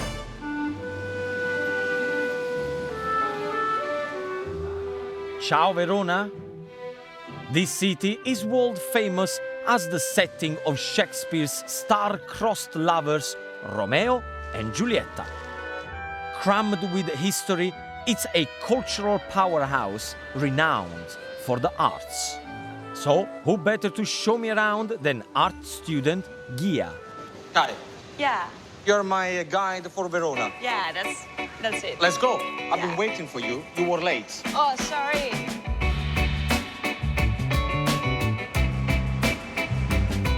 First stop is Verona's biggest tourist attraction, Juliet's Balcony, attracting 250,000 romantic visitors each year. It's a fake balcony. It was built in the 30s, so it couldn't be real. Couples come here and believe that their love will last forever just because they Just because they've been here. wrote it on the wall. Tell you what, Gaia, why don't you show me something that is real? Yeah. Real Verona. We are Please. going there. We are going there for sure. They sell everything from vegetable to hats. Now we are in Signori Square. Look at that. You can see that Verona used to be a really rich city because the way the details on the building. And one thing you see straight away, how peaceful is around here. That's why I love to come here. It's one of my favorite spots here in Verona. So what is this? That's the Scaligeri's tomb. It was the most powerful family of Verona during medieval times. So this is right to say that the richer they were and the more powerful they were and the biggest the tomb would be. You're right. That's really impressive. But there is another place we cannot miss. Verona's Arena is one of the best preserved ancient structures in the world, and it's the home of opera. Ah, so this is the famous Verona Arena. Yeah. It's quite big, eh? It's smaller than the Colosseum, but you can still see shows, concerts, opera. So how old do you think it is? More or less 2,000 years, and it's still like And this. it's still alive. Alive. Yeah. Beautiful. You know what? After all this beauty, I want to show you the last thing. It's one of my favorite spots here in Verona, and we artists, we love to go there. It's up on the hills. And Is it fresher? Yeah, fresher. Am I gonna see some shade and a nice cocktail? Yeah, that's Please, it. please, That's take it. me there. We Take are me. going, we are You- going. I follow you. We are high in the hills overlooking the city that inspires these young artists. Today, though, their inspiration will be an Italian masterpiece. Hello, everybody. You gonna draw me? Yeah. Very nice. I'm gonna give you two options. So you can draw my face, or you can draw. Start with the face. We start with the face. Yeah, all right. I can see the plan. Okay. These students study at Verona's Academy of Fine Arts, established over 270 years ago. It's one of the oldest in the world. Are you embarrassed? No. I was born to be the center of attention. What's the reason why you're doing this? We're doing this because art is our life, and the academy for us is the life. Il tuo lavoro è anche questo che stiamo facendo noi. Ah, that's a very nice question, yeah? How close is my job to an artist? actually is pretty much the same because they only use a piece of paper and a pencil or charcoal, so very few items. And in my job, you give me a tomato, an egg, a bottle of olive oil, a bit of salt and pepper, I can do 20, 30 recipes out of that. So very similar, very similar. I never sit still for this long. I find it very difficult to sit still here. So I'm gonna go to cook and I'll see you later on. Yeah. Okay? Thank you. Ciao, grazie. Ciao. Grazie. Now it's my turn to create some art for the students. I'm cooking them the most Italian of dishes, my meatballs with caramelized onions and spicy tomato sauce. Now, this is the recipe that divides Italy. Meatballs, or as we say in Italian, polpette. If you go in the south of Italy, in the middle, in the north, everybody have their own recipe, they add their own ingredients. Some people put onions, some people put garlic. One thing that you need to know, though, that Italian people do not eat meatball with spaghetti. That is an American thing. Italian people have meatball with tomato sauce and crusty, warm bread. Now, my meatball is an express recipe. I got tomato, bit of chili, salt, caramelized onions, and 2 different mincemeat. I got pork and I got beef. Minced pork is about the fattiness and about the moisture, okay? And then we got the beef. The beef makes sure that the meatball stays together. The only other flavors that I'm putting in there is actually the caramelized onion chutney, because this has got the sweetness, it's got the onion, a little kick, so nice and easy. There you go. Okay, at this point, your hands. Start to mix everything together. Can you see the way I'm doing? I'm kind of massaging and moving the meats around without pressing them too much. I want to make like a golf ball size of a meatball. If you get closer to my hands, I'm gonna show you. I put a little bit in the palm of my hands, okay? I roll it without pressing, and then you put them on the side. You can feed quite a lot of people, and I have a lot of artists there to feed, so this will definitely do the job. Heat some olive oil in a large pan, then add the meatballs and fry for 8 minutes. Because I want to create a protective seal around the meatball, so then when you put the tomato sauce, they're not gonna start to break in the tomato sauce, so you get the shape nice and round, but then the tomato slowly enters the meatball. Add salt, chili flakes, chopped tomatoes, and basil leaves. Now, we're gonna cook them very gently for 25 minutes. Look at the colors. That is Italian food at its best. Slice some bread, then I'll get a nice little pot here. Very important to serve loads of tomato sauce with the meatball. Otherwise, you won't be able to do danky with the breads. Now, that's the way we make meatballs in Italy. Simple as that. Salute. Salute e grazie. Thank you for this wonderful day. Salute. Salute. Teach the meatball. Thank you. Ciao, faccio. Grazie. Vengo io. Grazie mille. How's the meatball? Good? Wow. Now I'm gonna judge the painting, eh? Wow, look at that. I don't know what to say because they all look beautiful. I'm gonna say number 2 is this one. Oh mio Dio, è mio! The reason why is very different. The number 1. Oh. Who's done this?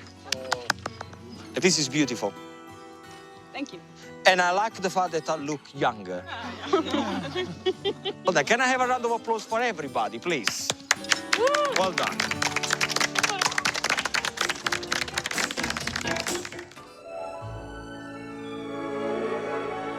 I'm at the start of a super fast train journey which will take me to the foothills of the mighty Dolomites Mountains.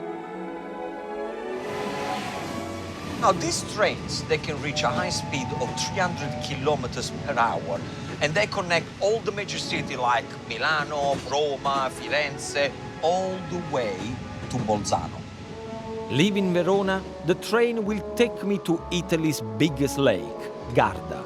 And after the short hop back to Verona, the line will climb up to the mountains and Italy's richest Provence, South Tyrol, and its capital, Bolzano. Tourists have been coming here since the 1st century BC. Today, Lake Garda draws over 22 million visitors a year, making it one of the world's most popular tourist destinations. Now, the train stopped right on the lake, and from here I can get to many of the 25 villages all around it, plus one of the most famous, Sirmione. Sitting at the end of a narrow peninsula, Sirmione offers panoramic views of Garda. Surrounded by a medieval fortress, it's home to the most intact Roman villa in northern Italy. See, the reason why I woke up very early this morning to come here is because usually this place is packed of tourists. You can't move, it's very noisy, but right now, it's all mine, all by myself.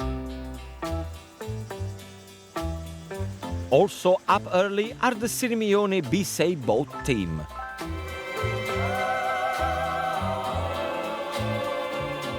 Since the 1500s, the town has taken part in Garda's annual Bisei boat race.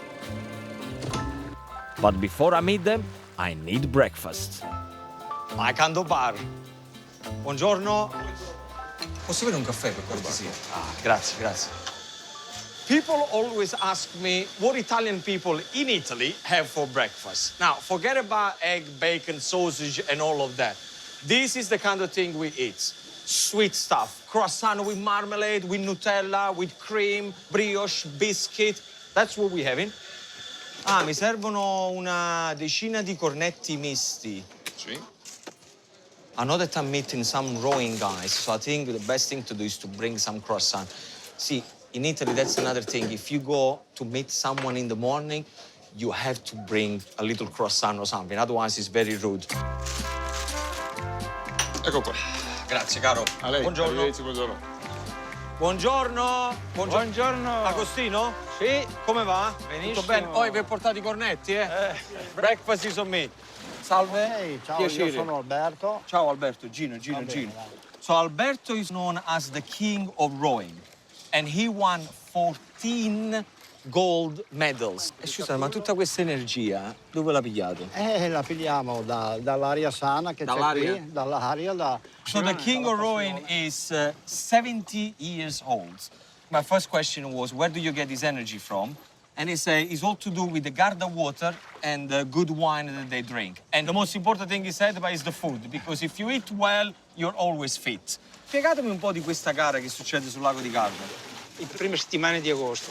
So this is a race that happens once a year between June and August, and all the villages around the area, they participate to the race because it's so important to them that they train all year around to make sure that they win. Ma voi siete insieme come team o separati? Come funziona? So they just said that they all won individually, now they're trying to win together. So I'm going to be there helping them, and I need to show these people how to do it.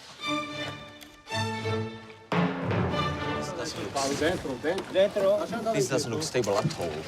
Adesso viene su anche il camera. Ecco qua. Piano. The Bisei are flat-bottomed boats based on Venetian gondolas. Row the boats.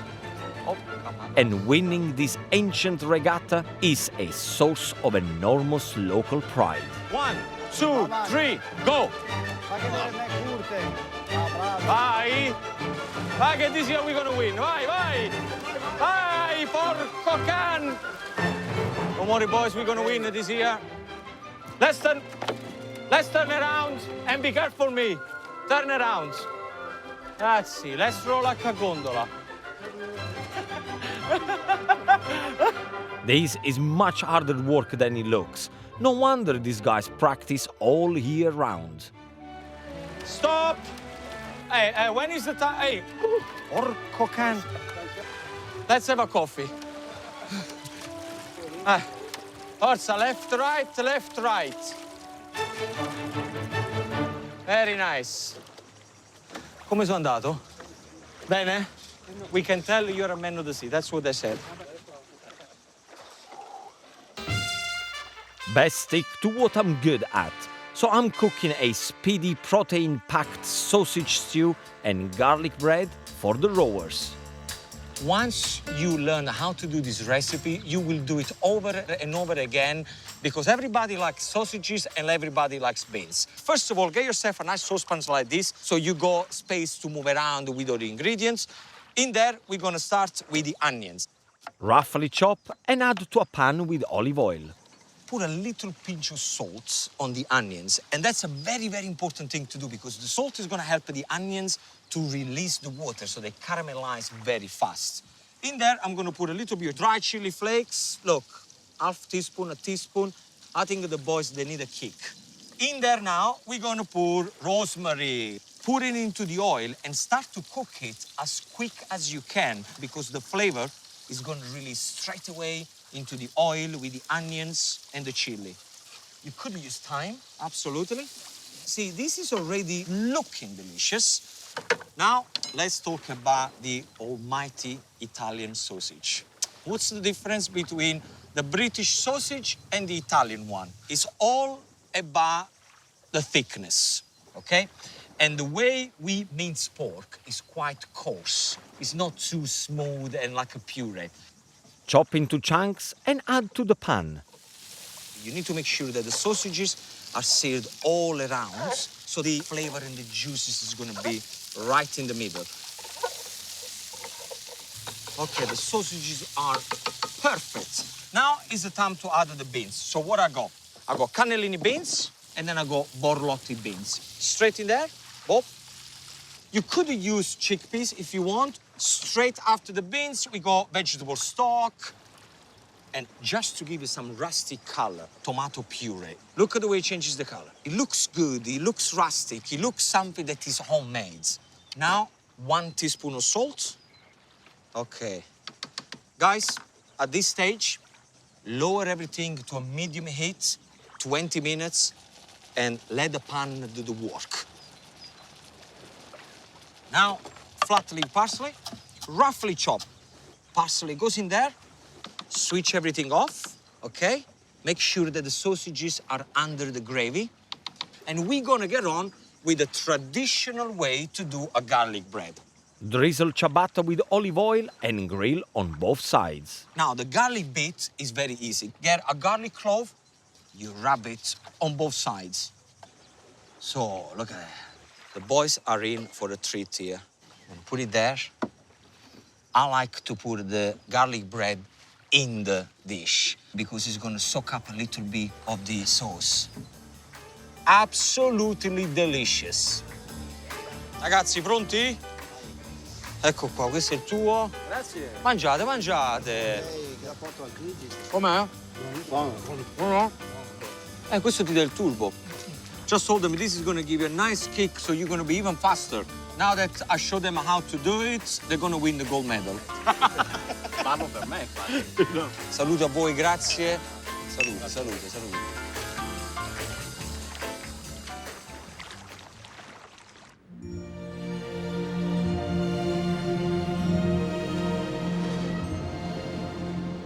This route from the bank of Lake Garda to the foot of the Dolomites is considered to be one of the top 5 most scenic train journeys in all of Europe.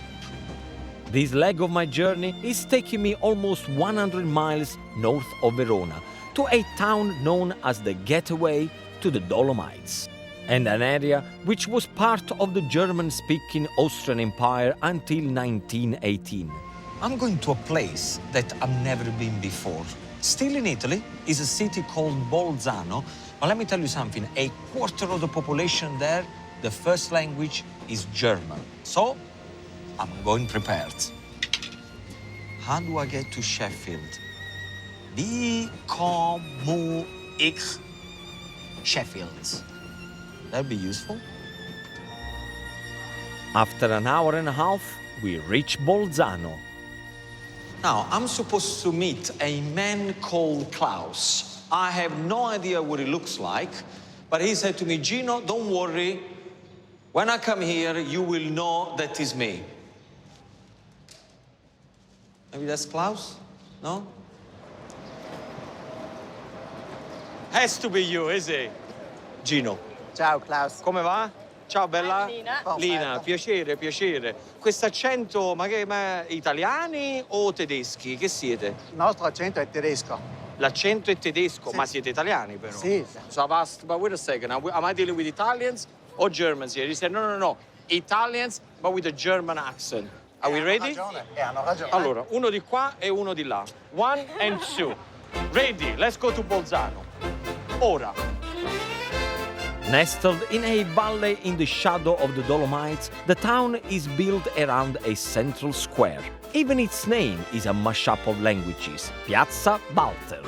Straight away, you can see that there is something different. There is the influence from Germany, Austria. E i vestiti, perché siete vestiti così? Allora, quello è qua del Renon, di Soprabolzano, vestito tradizionale tanti anni fa. So I was wondering about the clothes. Each village is around Bolzano. They have their own unique colors. It's a little bit like Scottish kilts. Whenever they have a big function or whenever they used to go on Sundays, you know, to a party, this is the way they dress.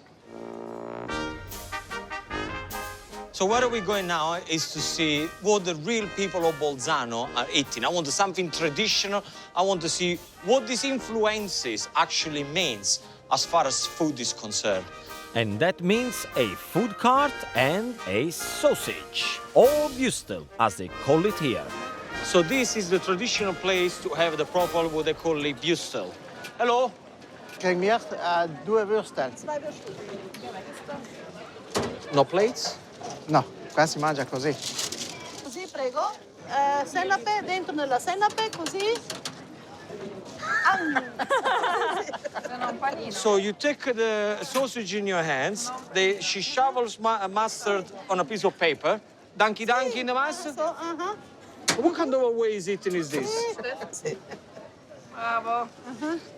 Bravo. Oh. Numero Oh. uno. Buono. Ah. Giusto.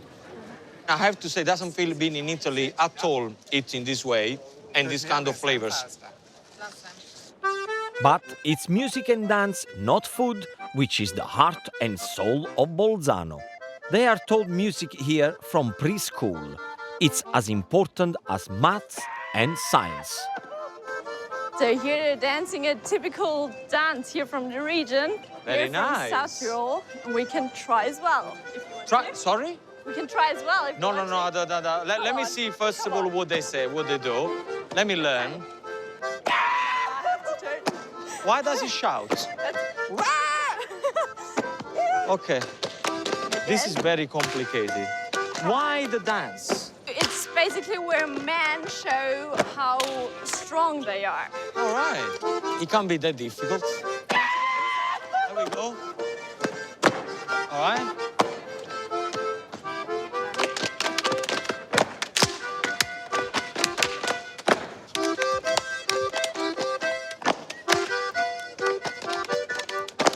Thank you. Thank you. Thank you. Okay, now I'm going to show you how to do the Macarena. But it's time for me to get up into the hills.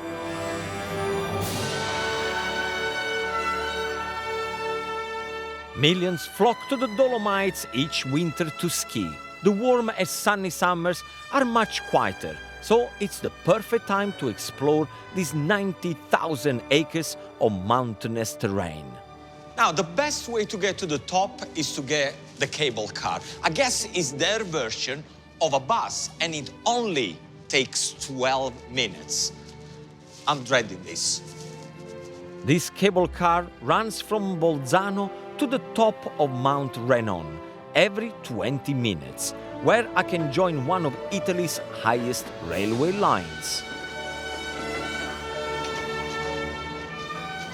This is my worst nightmare. Okay, I may be missing the view, but I don't really care. I can get the view when I go up there. It's gonna wobble again.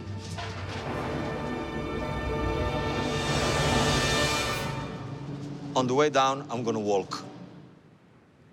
So, from a modern cable car to a 125 years old electric train. This is the local train, which I'm so excited to use because for me it's like going back to the past. Martin?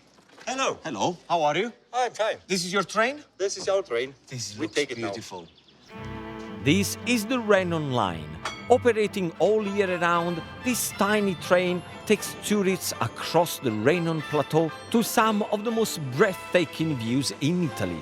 How many years have you been doing this? I do this since 1997. Since 1997? I'm an old man. How often do you take the train up and down? This way we do only 6 times a day. All right. Can I put my head out? Yeah. Is this how fast it goes, or does it go faster? We can go faster also. You go faster? Vai, faster, faster, faster. Come at this time of the year and you can enjoy these spectacular views without battling the crowds for a seat. I mean, this is what I call a train journey with a view. And at the end of the line, you are rewarded with a true sound of music vista of the Austrian Alps. I'm inspired to make my take on an Austrian classic apple strudel, my upside-down apple crumble. So, the ingredients are very simple. I got a beautiful eating apple. You can use any crunchy eating apple, will do the job. Get yourself a pan. First thing we're gonna do, we're gonna add the butter straight away in. Good, salted butter. Very important to use salted butter, because otherwise it's gonna be everything too sweet. Then I'm gonna put into the butter half teaspoon of cinnamon. Now, for the apples, I used, for 4 people, 3 large apples. Very simply what I've done, peel them, take the core out, and cut them into 6 pieces. So this is the kind of chunks I want. You can peel the apple before, 2-3 hours way ahead. The way to do it is put them in cold water, like I've done. Come here, come look here.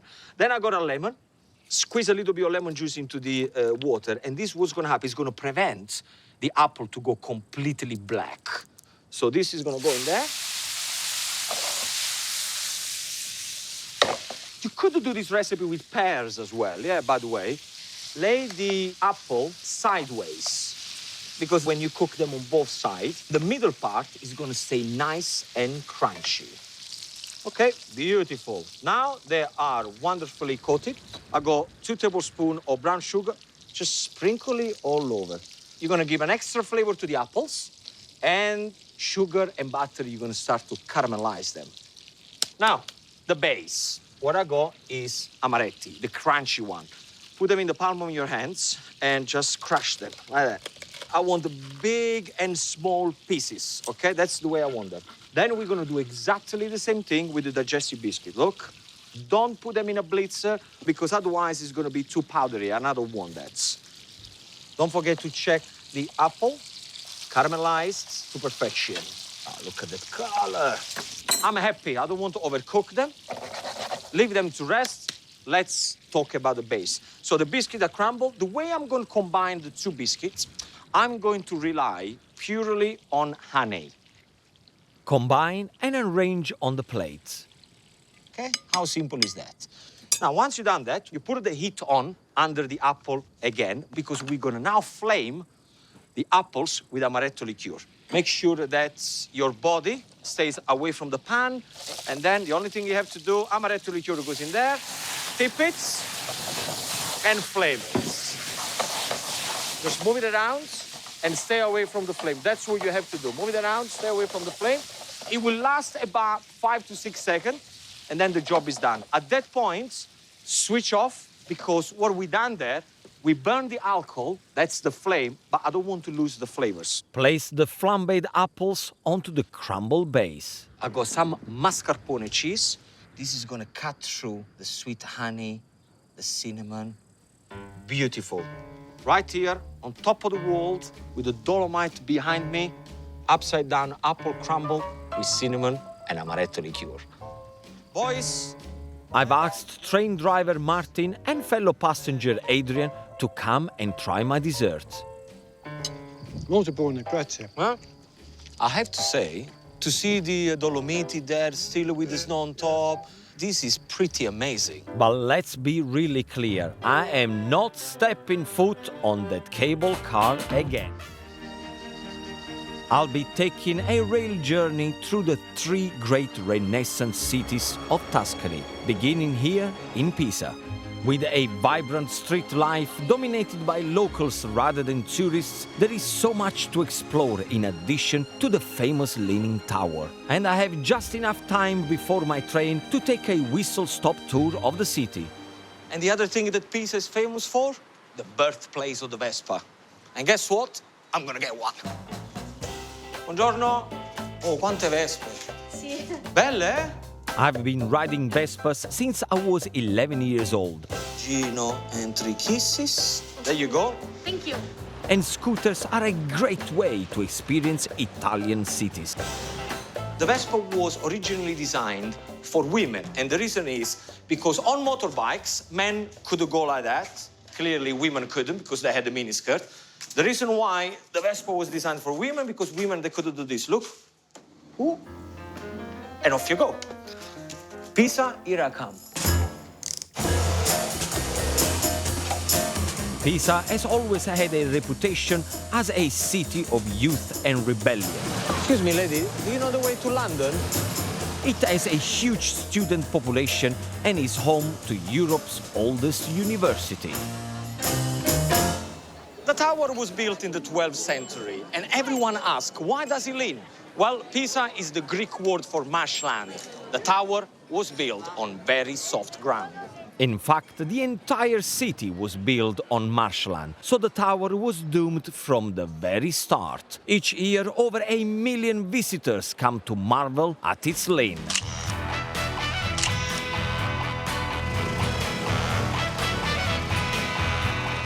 Now, this is Piazza dei Cavalieri, which means Knight's Square, and it's a great spot to escape from the crowds of the Leaning Tower. Now, the word Vespa means wasp in English, but it's called Vespa because the way it looks, not the way it sounds. Apparently, the designers thought the body shape was wasp-like, and the steering rod looked like an antenna. Now, unusually for Tuscany, Pisa is not really known for its food, but I've heard that in this place, they make a very special desserts. This flat peasant cake is called castagnaccio. Andrea? Buongiorno. Che si dice? Allora, che mi fai assaggiare? Il castagnaccio. Il castagnaccio. Ok. Dove ce lo mangiamo? He's cutting me a slice of this castagnaccio. Ma che c'è dentro? C'è della farina di castagne, olio, sale e acqua. E basta. So this is got chestnut flour, olive oil, water, sugar, and a few pine kernels on top. Most of Italian food, especially when it's peasant food, doesn't look good, but it tastes amazing. Romeo. And they cook it in a proper wooden oven.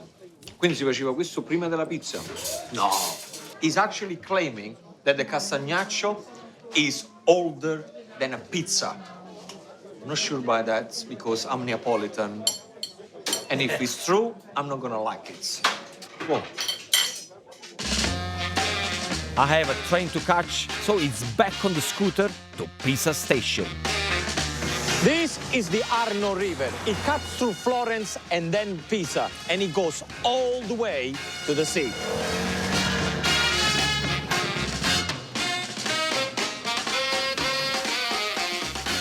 Commuter trains run several times an hour between Tuscany's main cities. I'm traveling the 12 miles from Pisa to Italy's city of music, Lucca, and then onto the magical city of Florence. It's around a 20 minutes journey through some stunning Tuscany countryside to the walled city of Lucca. Good morning, ticket please. I validate it. Perfect. A quiet oasis after the crowds of Pisa.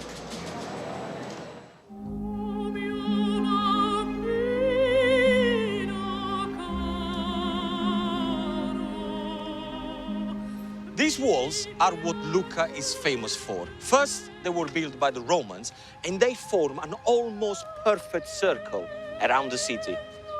Lucca is known as the city of composers. It has given birth to some of the world's greatest musicians, including Puccini, the master of the opera like La Bohème and Madame Butterfly. It's very easy to get lost in Lucca with all these narrow streets, but I've been given the address of a local violin maker who is going to show me his craft, and I think he's somewhere that way. Violins were created in Italy in the 16th century, and Fabio is a world-renowned violin maker. I can definitely hear violins. Fabio? Ciao! Ciao bello, tutto a posto? Tutto a posto. Quanto tempo ci vuole a fare un violino? Ci vogliono 240 ore. E quanto costa?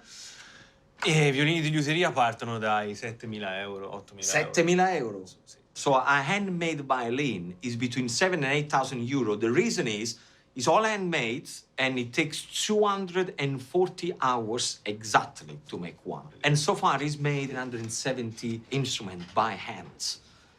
So if you are the taxman, you know exactly how much this guy earns. Cioè? E poi... Posso provare? Prego. Sicuro? Certo. I want to try because then I can say that I've made a violin. Bisogna capire un attimino, toccando il legno, da che parte va la direzione del legno. So he said the first thing you need to do is to use your hands to touch the wood to see where are you going to go. And you need to be patient. He has no idea who I am. How am I doing? Va bene? Va bene, dai. Diciamo che sei sulla strada giusta. He doesn't look very happy. This is going to be worth at least 20,000 euro, eh? Questo 20.000 euro lo dobbiamo vendere perché l'ho fatto io. Vieni a mangiare? Perfetto. Ti ringrazio. So he showed me his craft, I'm going to show him my craft. I'm going to cook for him. 1 hour? 1 hour. Okay, 1 hour. Carry on shaving and do whatever you do. I'll see you in an hour. Ciao. Anything you cook in this part of Italy is likely to feature one particular ingredient. All the area around here, Lucca, Pisa, there is one thing that they're very famous for, asparagus. Wherever you go around here, restaurants, they have pages and pages of asparagus recipe on the menu. So, to show off its delicate flavor, here are my 2 favorite ways to prepare asparagus. Super simple and super speedy, with pecorino cheese and a poached egg. Now, I get a knife and just all the stalk, get rid of it. Then get a potato peeler. I choose 3 fingers, very gently. I'll just peel them, like this.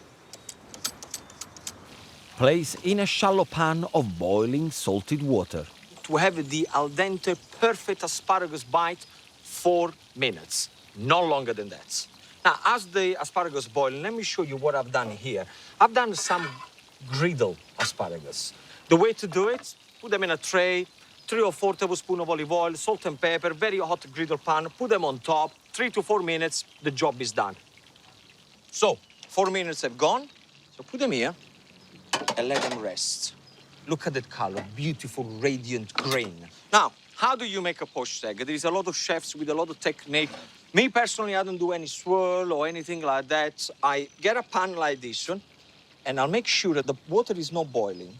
It's just slightly simmering, okay? Now, I'm gonna add white wine vinegar in there. You probably want about 3 or 4 tablespoons. Salt is already in there because we cooked the asparagus. Now, break it into the cup like this. You put at the bottom of the cup first, and then slowly, slowly, put the egg in there. Now, look what's happening. The egg white is all around the yolk. I'm barely touching it. Look, that's what you have to do. Now, the one we boiled, where we go, I got some melted butter, and I'm going to drizzle it on top like that. And my secret ingredient is pecorino cheese. Nothing better than grated cheese on top of asparagus. And this is my first asparagus dish. Look at that, nice and simple. For the second dish, remove the poached eggs and place on the grilled asparagus. Then I'm gonna drizzle with extra virgin olive oil. little touch of black pepper. And there you are. These are two beautiful ways to cook my favorite vegetable ever. Fabio, guarda che ti ho preparato, va. Che ne dici? Wow, fantastico. Questo è un pezzo di una viola. This is awesome. He just gives me this as a present. Ah, grazie. Prego. Grazie. A te. And this is a present for you. Thank you. Okay? Thank you very much. Actually, I have another present. Ready? Bellissimo. Puccini. Puccini in sottofondo. Lucca. Asparagus. Buon appetito. Grazie.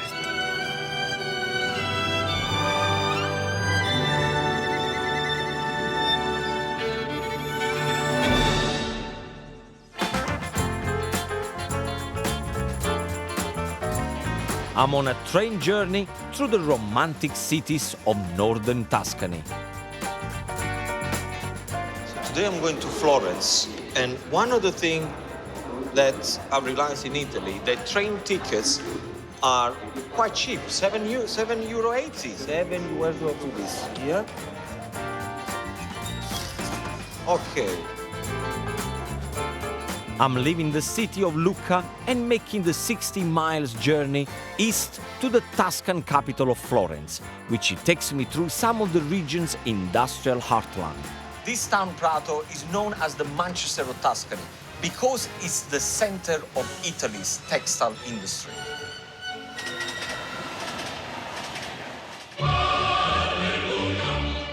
And 30 minutes on is Florence, the birthplace of Renaissance art and architecture. Romantic, enchanting, and utterly irresistible. Cecilia. Come stai, bella? Not unlike my host for the day, Cecilia. I'll be your guide in Florence now. Fantastic. She's lived in Florence all her life and is an exceptional home cook. What's this market called? It's called Sant'Ambrogio Market. This is famous for the freshness of the fruit and the vegetable. Cecilia is part of a very special network of Italian home cooks known as le Cesarine.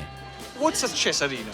Cesarina is a lady that have guests at her home and teach how to make the traditional recipes. So people, they come to the Yes, to your my house home, yes, in your my house. Cesarina, Yes, and they yes. eat. And they eat and learn how to cook.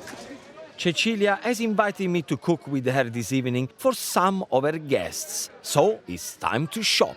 Leonardo, hi. Leonardo, like Leonardo da Vinci. Buongiorno, ciao. Buongiorno, piacere, Gino D'Acampo. Io sono Leonardo Roselli. Fresh rosemary, have you got some fresh rosemary? 2 o 3, va, 2 o 3. Delle belle cipolle. Firm, I like them firm. Quante te ne do?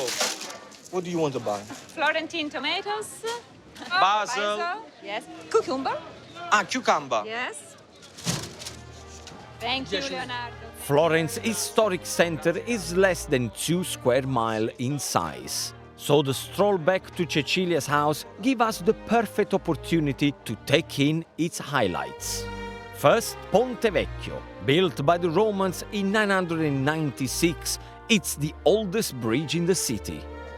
Bello, eh? Bello. Beautiful. Yes, beautiful. Beautiful. Yes. I used to come here with a girlfriend of mine because there were hippie guys. Okay. Very beautiful.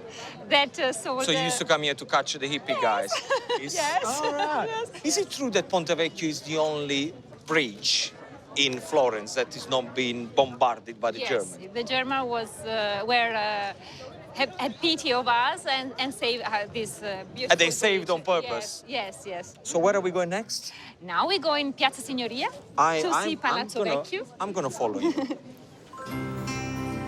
Florence is home to a third of the world's art treasures, which draws over 10 million visitors here each year. See how beautiful is Palazzo Vecchio. But this is one of the most famous piazza in the world. Yes, it's my favorite. How do you deal with all these tourists? You live here. Yes, it's a problem, but the economy of Florence is based on tourism, so we have only to stand and and be grateful to them. Probably the most famous statue in the world, Michelangelo's Davide, takes pride of place in the piazza. There he is. David. Look at him. It's fantastic. Just a couple of minutes stroll along one of the main shopping streets of Via dei Calzaioli brings us to the magnificent Duomo.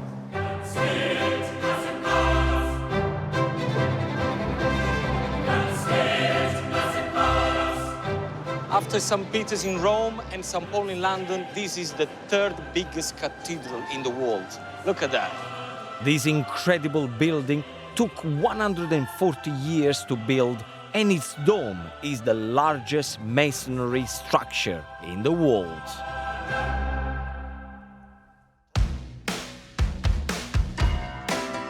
Just a 10 minutes walk and we are back at Cecilia's house. Where is the kitchen? 41 steps. What? Yes. All the way up there? So. Vai. I follow you. This is where the magic happens, right? Yes. And for tonight's paying guest, Cecilia is making a Tuscan panzanella salad of tomatoes, onions and bread, while I cook the perfect accompaniment, chicken thighs in beer sauce. So the first thing we're gonna do, onions that we got from the markets. Where is the bean, please? The bean. The bean. No, Mr. Bean. The bean. Amunezza. Try not to knife Over me there. as you point to the bean, please. Over there. So if you got rubbish, the bean is here. Yeah? I'm also gonna put a little bit of rosemary. One stalk, just take the leaves out like that. Chop it up roughly. This is a recipe that I created for the boys when they come around and they want something quick to eat. So rosemary, roughly chopped, goes in there. Then we got the onion, again, roughly chopped. That's exactly what I want in there. I'm gonna put a little bit of olive oil. I'm gonna add a couple of pinches of salt on the onions because by doing that, you release the water of the onions and it gets nice and crispy. So on the fire, 8 to 10 minutes and the job is done. Only 10 minutes you cook the onions. 10 minutes to cook 10 minutes it. to 10 cook minutes to it. cook it down because then after I'm gonna add the chicken. As soon as it starts to sizzle, I'm gonna add the pancetta. So I got some beautiful diced pancetta here. As soon as the onion sizzle, pancetta goes in. Like that. 8, 10 minutes, and then we add the chicken. How often you got people around in the house? Twice a week. And when did you start to cook? Why do you like cooking so much? I start from when I was a child. And why don't you do some cooking show on television?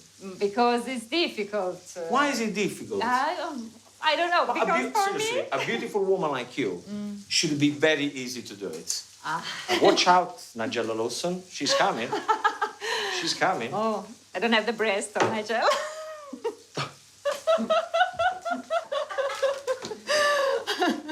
Now, so the pancetta is getting slightly crispy and the onion is getting color. So at this stage, you get the chicken. I'm using chicken thighs. The skin goes down because we want to make the skin nice and crispy, like this. All with the skin down. And leave it like that for about 10 minutes. Don't start to move it around because I want the color now going into the skin. Wait. I still got another half an hour. Why are you dressing it now? Because it's better even the day after. So what Cecilia is doing is putting salt and vinegar before because she wants to release all the water from the tomato and the onion. So then when she puts the crispy bread, soaks up the juices, panzanella down. Magic. The magic. Okay. Okay. Turn the chicken thighs over. So once you turn around, we put a little bit of vegetable stock on top. You can use a stock cube if you want. And then, cheers. Add 2 bottles of pale beer at room temperature. And it's very important to cook this without the lid because the last thing that you want is the water to go back into the gravy. So keep it without the lid and you will see in half an hour you're gonna have a nice, beautiful, juicy gravy. Do your guests know that I'm cooking for them? Do they know? Yes, of course, do? they're... I hope you charge them a lot of money. Chichi, you wanna try? Oh, yes, of course. So this is the gravy. Perfect. I'm done. Are you ready? Yes, I'm ready. Look at that. How simple is that? Beautiful. There we go. So, here we have my chicken with pancetta, rosemary in a beer gravy, and Cecilia's panzanella. Fantastico.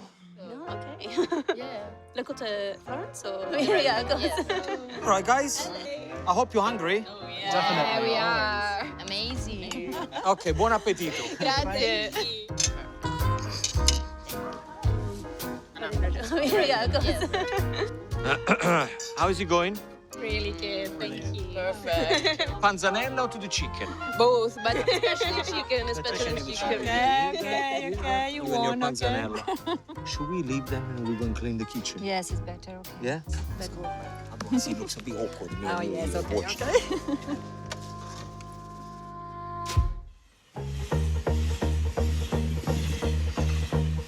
I'm exploring two of Lombardy region's most visited cities, starting here in Milan, Italy's second biggest cities.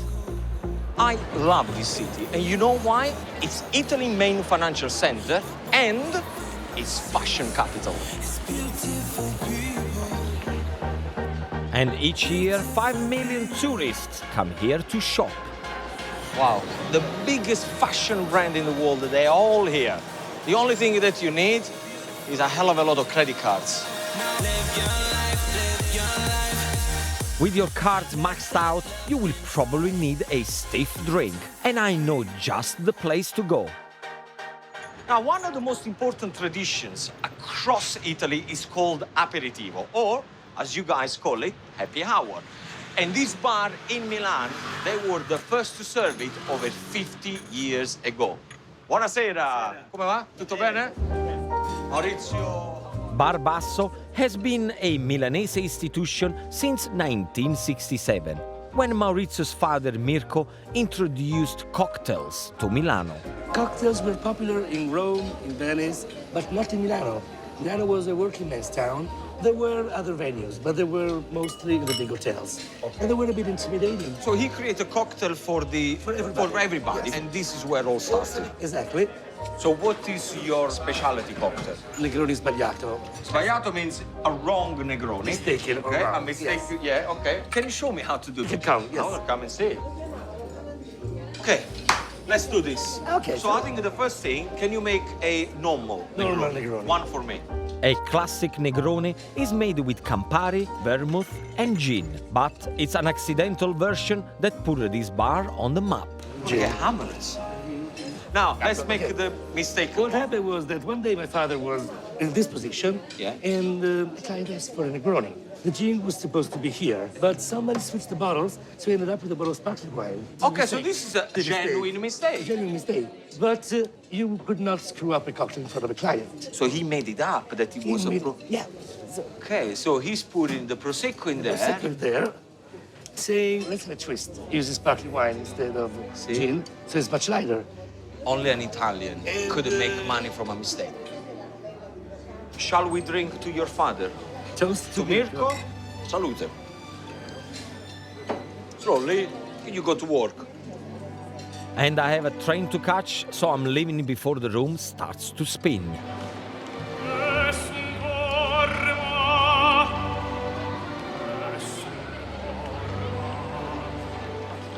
Now, throughout my journey, I've seen many train stations, but this one is impressive.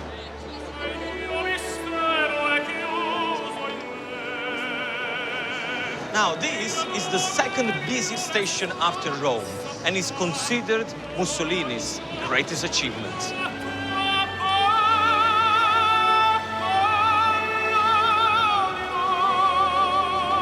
It was built as a symbol of his power, and apparently, it even made the trains run on time.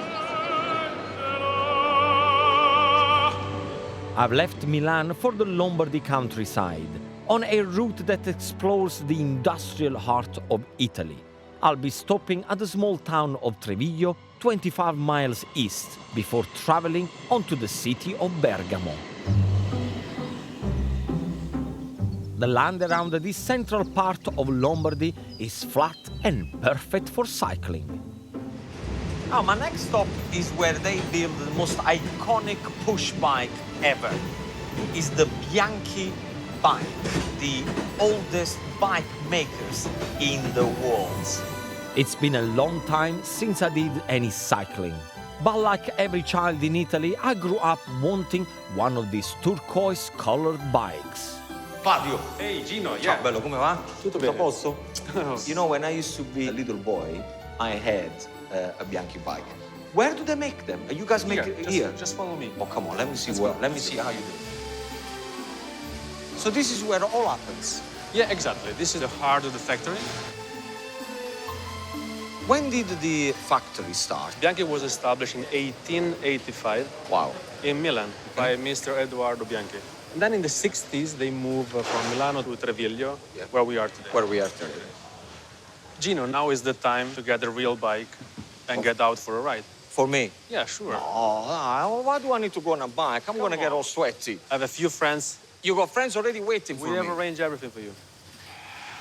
Grazie, caro. Thank you, Gino. Grazie. I will take the bike back, maybe, or maybe I'm going to take you with me, eh? Bye-bye. You lost a bike.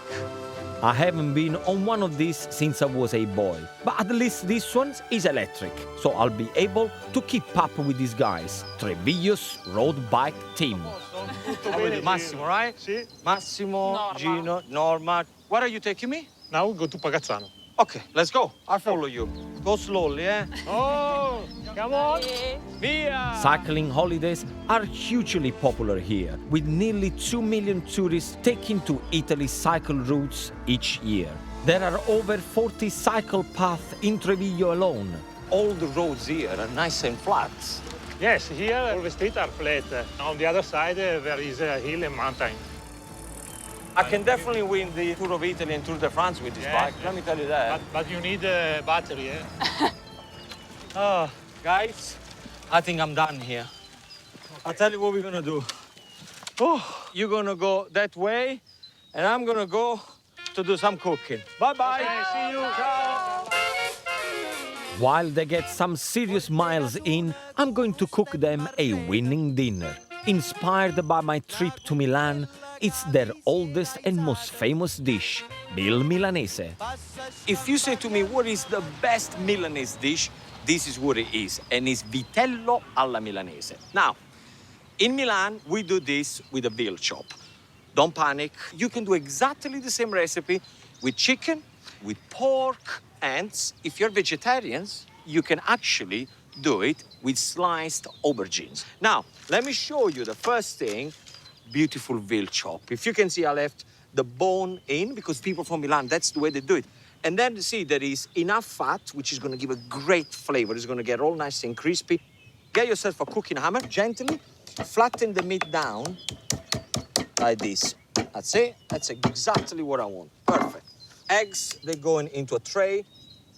Then I'm going to pour a teaspoon of salt, teaspoon of black pepper, like that. Now, you just want the kind of whiskey with a fork like this. Move the eggs around, but don't create the foam. Because what's going to happen, if you create the foam, it's going to separate the breadcrumb from the meat. Okay. So, the egg is done. This is the breadcrumb I'm going to use. Look how fine it is. It's like sand from the sea. Pour oil into your pan, add heat, 2 cloves of garlic and some fresh sprigs of rosemary. Now, you get your veal chop straight into the breadcrumb, like that. Give it a shake, and then it goes straight into the egg. Make sure that the whole chop is coated by the egg. And now, it's gonna go straight into the breadcrumb again. So we give it a double coating. The other tip I can give you, if you pick up a little bit of breadcrumb, if you see that it foams around the breadcrumb, it means that it's absolutely ready. Now, look what I'm doing. The back of the knife, not the blade, the back of the knife. 1, 2, 3. Turn it around. 1, 2, 3. I'm creating this crisscross, so it's not going to curl. It's going to be nice and flat. Straight in, 4 minutes on each side. Look at that. This is absolutely perfect. Now, put on some kitchen paper. While the veal rests for a few minutes, Make a salad with fresh leaves, lemon juice, extra virgin olive oil, and a pinch of salt. This is gonna be fresh, healthy, delicious. Now, get your vitello alla milanese on one side, get your little fresh lemon salad on the other. Yes, Milano is famous for fashion, but to me, the most famous thing that they have is right here in front of you. Vitello alla milanese.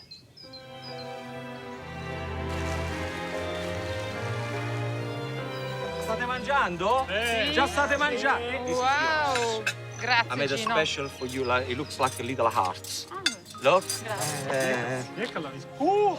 I'm knackered with this bike situation. Buon appetito. With Bill is always the best, is it? The best.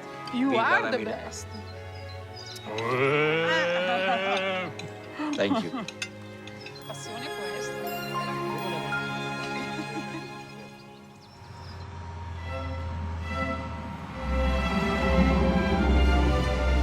I'm taking a trip through northern Italy's Lombardy region by train.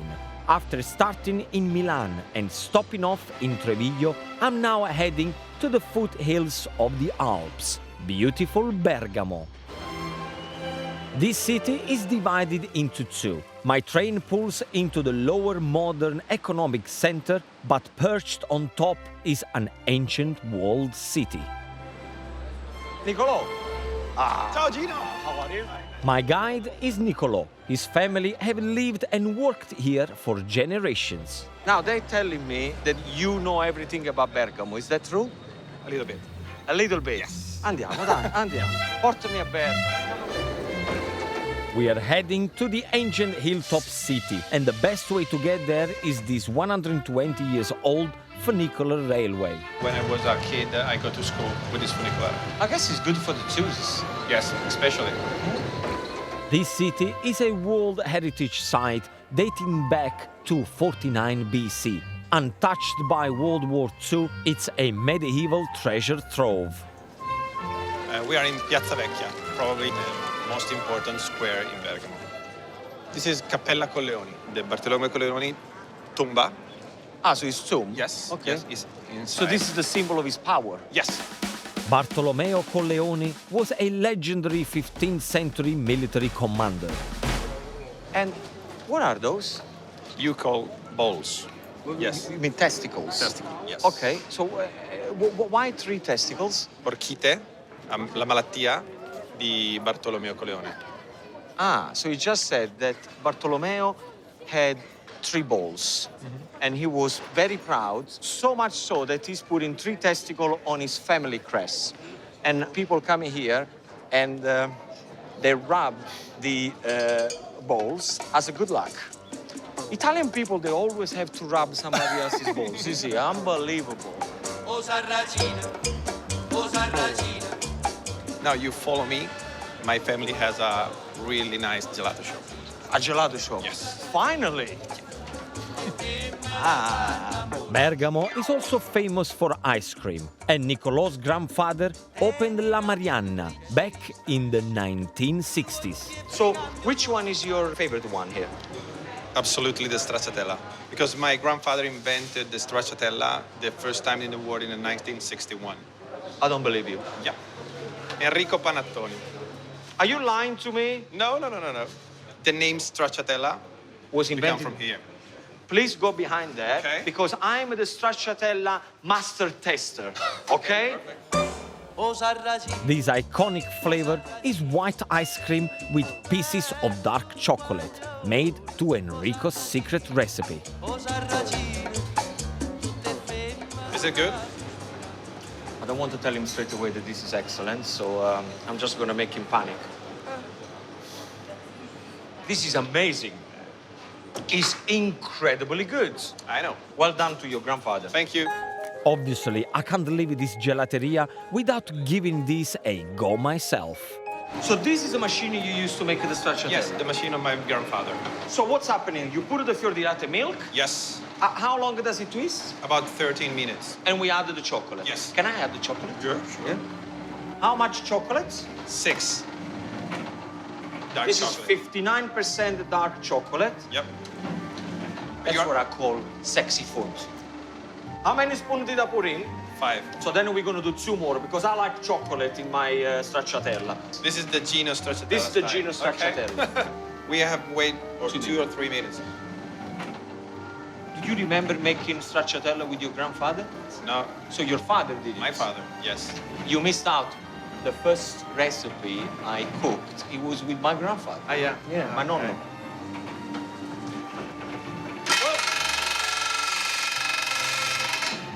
So this is when all the chocolate is breaking up into pieces. How do we take it out? With this one. Okay. You want to try? Oh, yeah. Okay. It's my stracciatella. Okay, You give get me the a second. bucket inside. Yes, perfect. And Take out. take out. Ladies and gentlemen, this is Gino stracciatella. Eh? Look at that. I was born for this moment, my friend.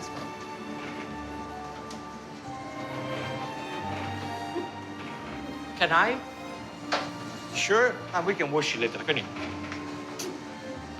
My God. Well, you should definitely sell the stracciatella like this. Finished? Let's go. Okay. And the stracciatella. Ah, with this? Certo. Okay. This is awesome. Via, via. Vieni via di qui. I need to walk off the ice cream, and Nicolò has told me about one of the city's best kept secrets that I have to visit. Now, this place doesn't look like much, but apparently, for the locals in Bergamo, it's a real gem. Il Circolino serves traditional local dishes. What makes it unique is that it's run by the locals and all profits go back straight into the community. Stefano is in charge of running the kitchens. Tell me the story of this place. It has been a church, it has been a prison, and it's been changed in the last 30 years in a restaurant. So this is a place for the community now. Exactly. We start with the meal and wheels, taking the Food to people. food Yeah. to people. But now you have people coming here.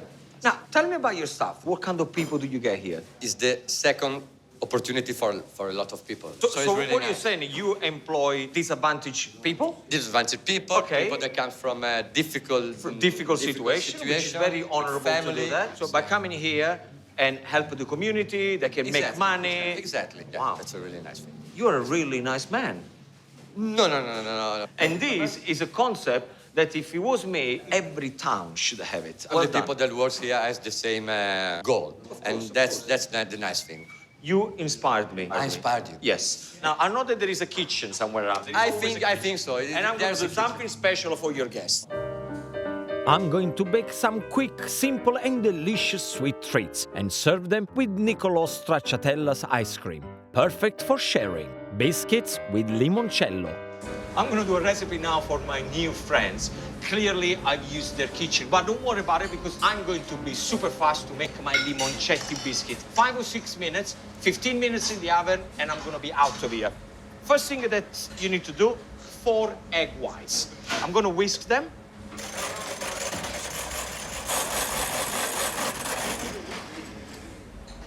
And you know when the egg white is ready, when you can do this. Look. Okay? Very good, very good. Now, egg white done, get yourself a wooden spoon. In there is gonna go straight away caster sugar, like that. And start to fold everything in. Then in there we're gonna put ground almonds, like this. Make sure that you fold from the bottom to the top so you don't lose any egg white hair that is in the mixture. Grate the skin of the lemon, like this. When you use the skin, you get a better result, especially when you make biscuits, because the paste is not gonna get too wet and they're gonna stay nice and firm. So, 2 large lemons, okay? Keep folding, like that, okay. Limoncello liqueur goes in there. I told you this was an express recipe. Can you do me a favor? Is the oven on 180 degrees? Yeah? Good, good, good. Thank you. Whenever you do the mixture, straight away, you're gonna cook it. Get a tray. I'm putting a little bit of baking paper, and then what I'll do, underneath the baking paper, I'll put a touch of butter so it stays down. Get yourself a teaspoon. And leave a couple of centimeters between one biscuit to other because they're gonna slightly expand. Like this. Boys, do you like biscuits? Yeah. Very good. You're in for a treat. Now, once this is done, in the oven, chef, oven, please, 15 minutes. 15 minuti. 15 minutes, and the job is done. There they are. Now, let it rest at room temperature for about 5 minutes. Don't serve them too hot because otherwise they're going to be soft. I still want them soft, but with a beautiful texture. We're going to serve them. Like this. Bit of icing sugar. Right on top like this. And this is how you make my limoncetti. Forza ragazzi. Ok. Nice people for everybody. Salve, salve. Biscottino? Biscottino al limoncello. L'ho fatti io, L'ho fatti io. Prego, prego, prego. Biscottino. Com'era il biscotto? Buonissimo. Buono? Speciale. Speciale. Fantastico. Now, let me show you what this biscuit is all about. Gooey, crunchy outside, with the lemon zest. Once you learn how to make this, you're never gonna go back and buy your own biscuit. This is the way to do it, limoncetti. E qua. That's it. I'm in the Lombardy region of northern Italy. Having explored its enchanting cities of Milan and Bergamo, I'm heading to this region's real hidden gem, a place Italian city dwellers have been visiting for centuries. 5 major lakes make up the Italian Lake District: Maggiore, Lugano, Como, Garda, and Iseo. Just 30 miles east of Bergamo is the tiny town of Iseo, which sits at the southern tip of the lake.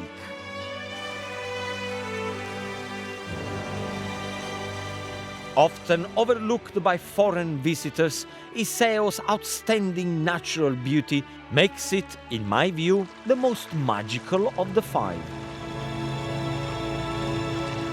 There is a very special train that travels around the lake. It's known as Treno dei Sapori or Train of Flavors, and it's a bit like a bargain Orient Express. And while they take in magical lake views, passengers are treated to a meal of traditional dishes cooked with local produce. I'm going to be serving one of the courses on board, so first I need to source the freshest ingredients. Piero!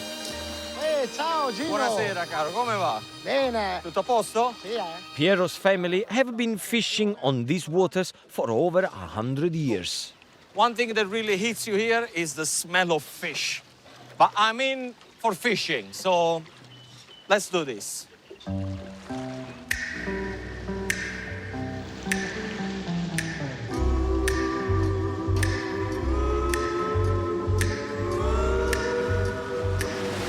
Da quanti anni che peschi sul lago? Da 20 anni. Since 20 years that he's been fishing on this lake. È bellissimo qua, Eh sì. Tiene giovane. I was saying, okay, I know that fishing is hard work, but look at the surrounding. I mean, this is just beautiful. E che tipo di pesci prendi qua? Dopo cominciamo col lavarello corregone. So the fish that they catch here with the nets is called agone. And it's very, very similar to a sardine, quite oily. And they come about 7:30 in the evening. And then when it's really late at night, they just pull the nets and it should be full of agone. Fishing remains the most important industry here. These waters are also home to pike, catfish, eel, sardines and perch. No, dammi una ricetta per l'agone. Secondo te come si dovrebbe mangiare? Per me il miglior metodo è la griglia. So Piero was explaining the best way to cook the agone is to grill it. I think that's what I'm gonna do. Piero works for a local cooperative who are committed to passing their knowledge on to the next generation. Although clearly he has his work cut out teaching me anything. L'importante è che sopra ci sia. He's already telling me off. He said make sure that it's nice and tidy. Quanto pesce normalmente prendi, Piero? 30-40 kg. Just asked him how much fish does he catch. And he said a normal evening is about 100 kilo of fish. It's a lot of fish. Sei già un maestro. He wants me to come and work for him to put the nets. Come on, fishy, fishy. The nets are left in the water until Piero returns after midnight to haul them in. Stasera viene a mezzanotte. Va bene? Al Deal. 100%. We got a deal. Perfect. Fantastic. Okay, I told him you can come here at midnight. I'm going to go to have dinner somewhere, and tomorrow morning I'm going to come and pick up the fish. We have a deal.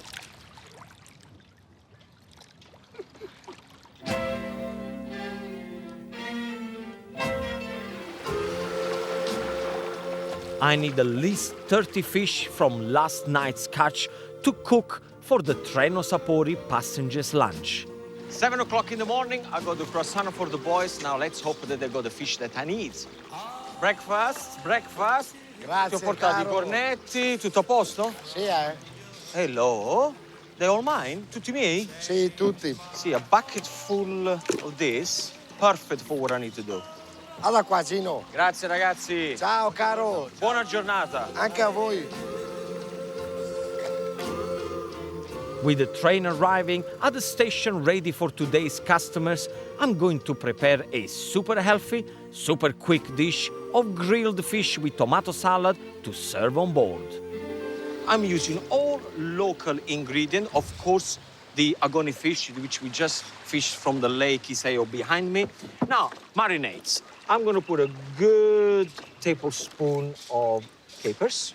Fennel seed, I'm going to put 1 teaspoon. They're quite pungent, the fennel seed, so don't overdo it. I'm not going to crush them either, because I want the fennel seed to pop when I'm going to start to cook them on the griddle pan. Then I'm going to put a little bit of chili powder. This is going to give a nice kick. Half teaspoon. In there, I'm going to put 2 cloves of garlic. Slice and add to the fish. Add salt and a glug of olive oil. And 1 large lemon. Open up. Now, don't worry about seeds or anything like that. That is absolutely fine. Yeah, squeeze it all over the fish. You can do this marinade with salmon, with sea bass, prawns, would be fantastic. Even the skin, you can break it up and leave in the marinade. It's absolutely fine. Maximum flavors. Look at that. Cover with cling film in the fridge, half an hour to an hour. It doesn't really matter. And the job is done. For the tomato salad, I like to use this one here. The little cherry tomato, little plum tomato, cut them in half. And the secret of a good tomato salad is to make sure that you marinate the tomatoes for a good 10-15 minutes. I'm gonna use garlic. Cut the garlic as thin as you can. Garlic goes in. So far, garlic and tomato in there, basil. Of course, fresh basil. Don't slice them, okay? Don't do it. Look what I'm doing. I'm just picking them up in my hand, cut them, tear them like that. Big pieces. Add salt and a drizzle of olive oil. By the time that I cook the fish, they're gonna be all beautiful and marinated with the basil and the garlic. We leave this on the side. Ah, that's it. Look at the fish. This has been half an hour in the fridge. Very hot griddle pan. I can smell the freshness of the fish already. I'm also going to put a little bit of lemon, very willy-nilly. Now, a fish like this will take about 3 minutes on the first side and then 2 minutes on the other side. Don't overcook it. Beautiful. The passengers on the train, they are in for a treat. Pour on a plate and sprinkle with fresh parsley and olive oil.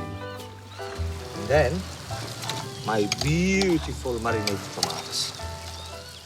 Grilled agone fish with an amazing tomato salad. I've just got time to pack up the fish and get to the station. Let's go! Before the train and its hungry passengers leave Iseo.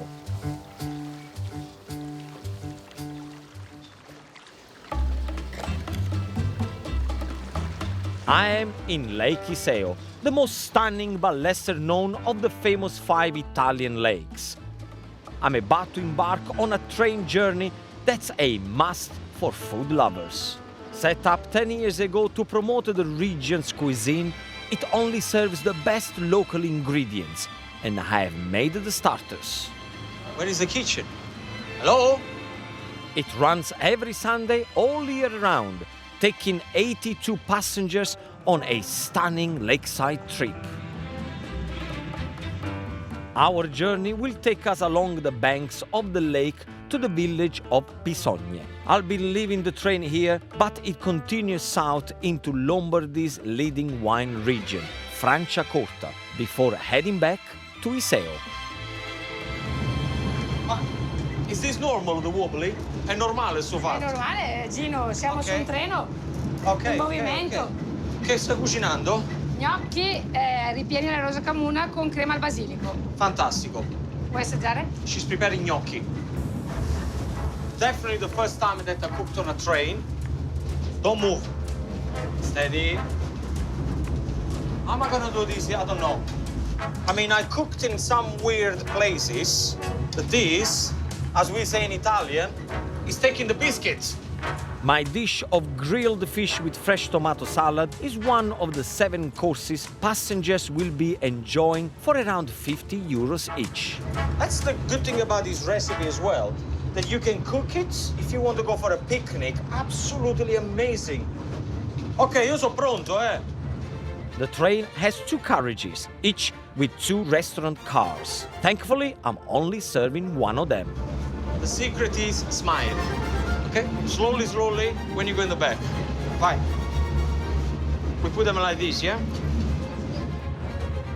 The food is served to a strict schedule, with starter courses having to be eaten before we reach Pisogne. Okay. Buon appetito, signora. Yeah, be careful of the bone in the fish. This fish here, this morning, was in the lake. So I took it from the lake and I put it on your plate. So you can't get any more local than this. Buon appetito. Com'è il pesce? Buonissimo. Sì? The taste wonderful. Oh my God. Thank you.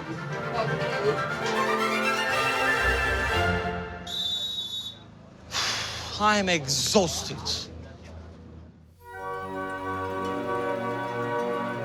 As well as this incredible train journey, Iseo is also home to Monte Isola, the largest inhabited lake island in the whole of Europe. Rising from the lake, the island is named after the mountain which forms it. Much of its 5 square miles is dense woodland, with residents living in 11 villages dotted around the edge of the mountain. Andrea? Ciao bello, come stai? Ciao Gino, bene. Tutto bene? And one special resident has come to take me across the island. Andrea is Italy's youngest master craftsman boat builder. Dal 1450 la mia famiglia viene da Venezia. Mamma mia. So his family's been built in these boats from 1450. And he's the latest generation that makes these kind of boats.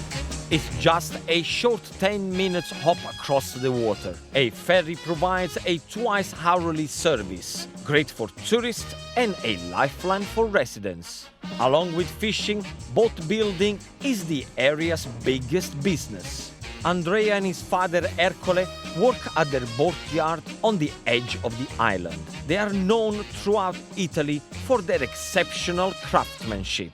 Ci siamo, ci siamo, ci siamo. Perfetto. Buongiorno. Buongiorno. Salve Gino. Ercole. Quindi questo è il posto? Sì, questo poi nascono le barche in legno. Bellissimo, eh? So he's been working on this boatyard since he was 4 years old. And even when he was 4 years old, he used to rather not go to school, but come here and learn the boat trade.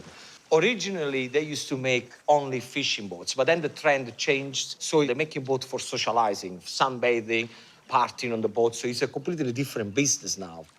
E quanto tempo ci vuole questo per farlo? Ci vogliono 10 mesi. 10 months to make a wooden boat like this, all handmade.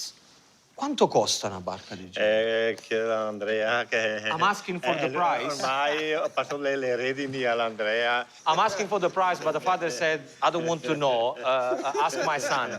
Quanto costa? Questo modello viene sui 50.000 euro. So it's about 50,000 euro, so 45,000 pounds. And the reason why they can sound expensive is because there is never one model exactly the same of another, so that they're all unique.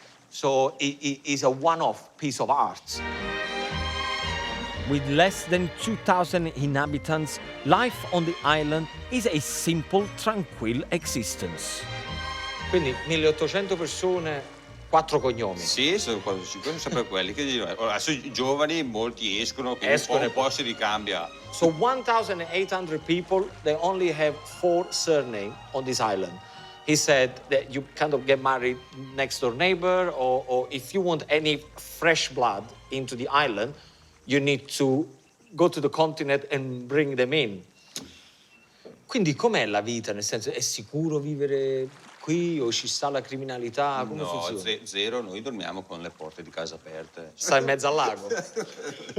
No. So he was saying there is no criminals on the island. So much so that since he remembers, all doors for that house has always been open. Even if you put money on the floor, nobody touches anything. So what's happening if somebody does something bad on the island? And the answer was he or she, at the moment, is in the middle of the lake somewhere. Italian justice. The man in charge of justice here on Monte Isola is its mayor.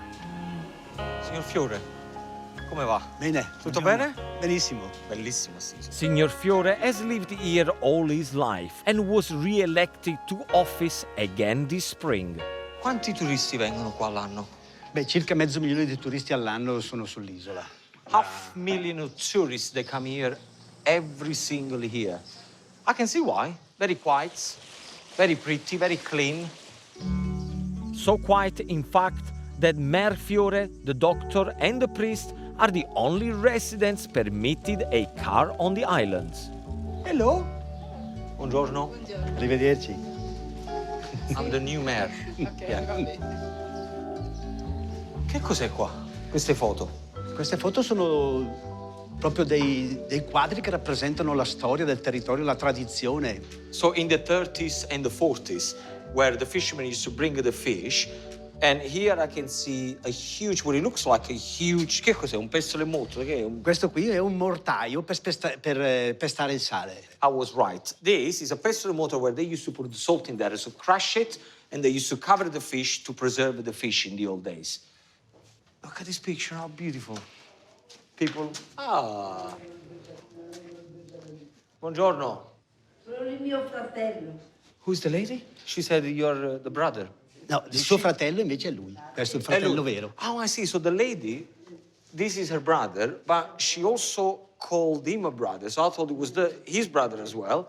But I said, no, they all call each other brothers and sisters because of the affection and the family thing that they got it.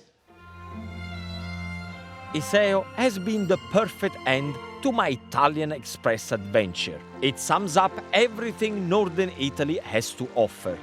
Breathtaking landscapes, unique ancient traditions, and a proud food heritage.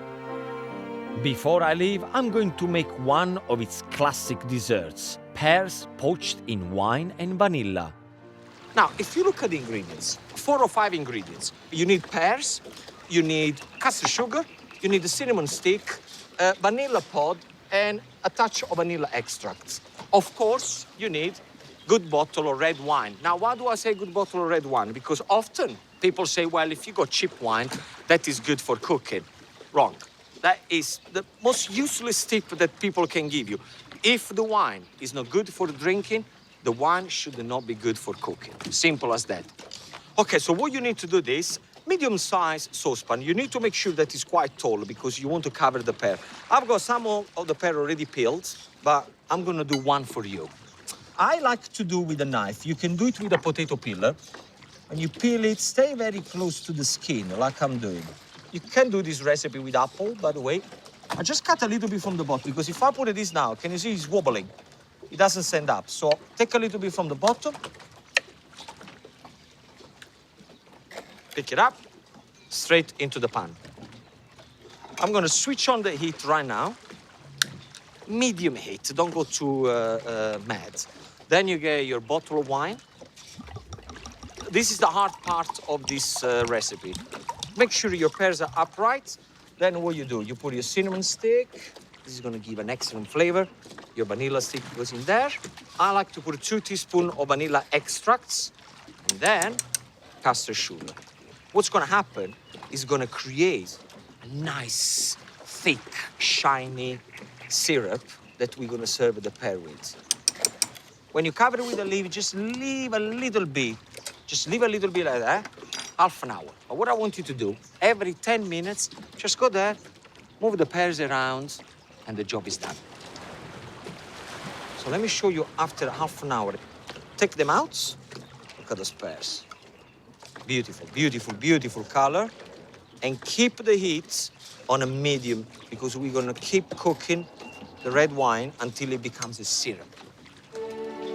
Reduce the red wine down for half an hour. Then drizzle the syrup over the cooked pears. Minimum effort, maximum satisfaction. Buttati al cufanillo, ragazzi. Are you ready? Ecco qua, signora. Grazie. Buon appetito. Grazie. Io non lo ascolto. Deliziosa. Buona? Buonissimo. Signora, che dice lei? Molto buono. This is the way to end such a beautiful day like this. The view, great people, amazing foods. E la ciliegina sulla torta. La ciliegina o la pera sulla torta. O la pera. Yeah. Questa è la pera. He said this is the cherry on the cake. No, I said no, this is the pear on the cake. Pure voi.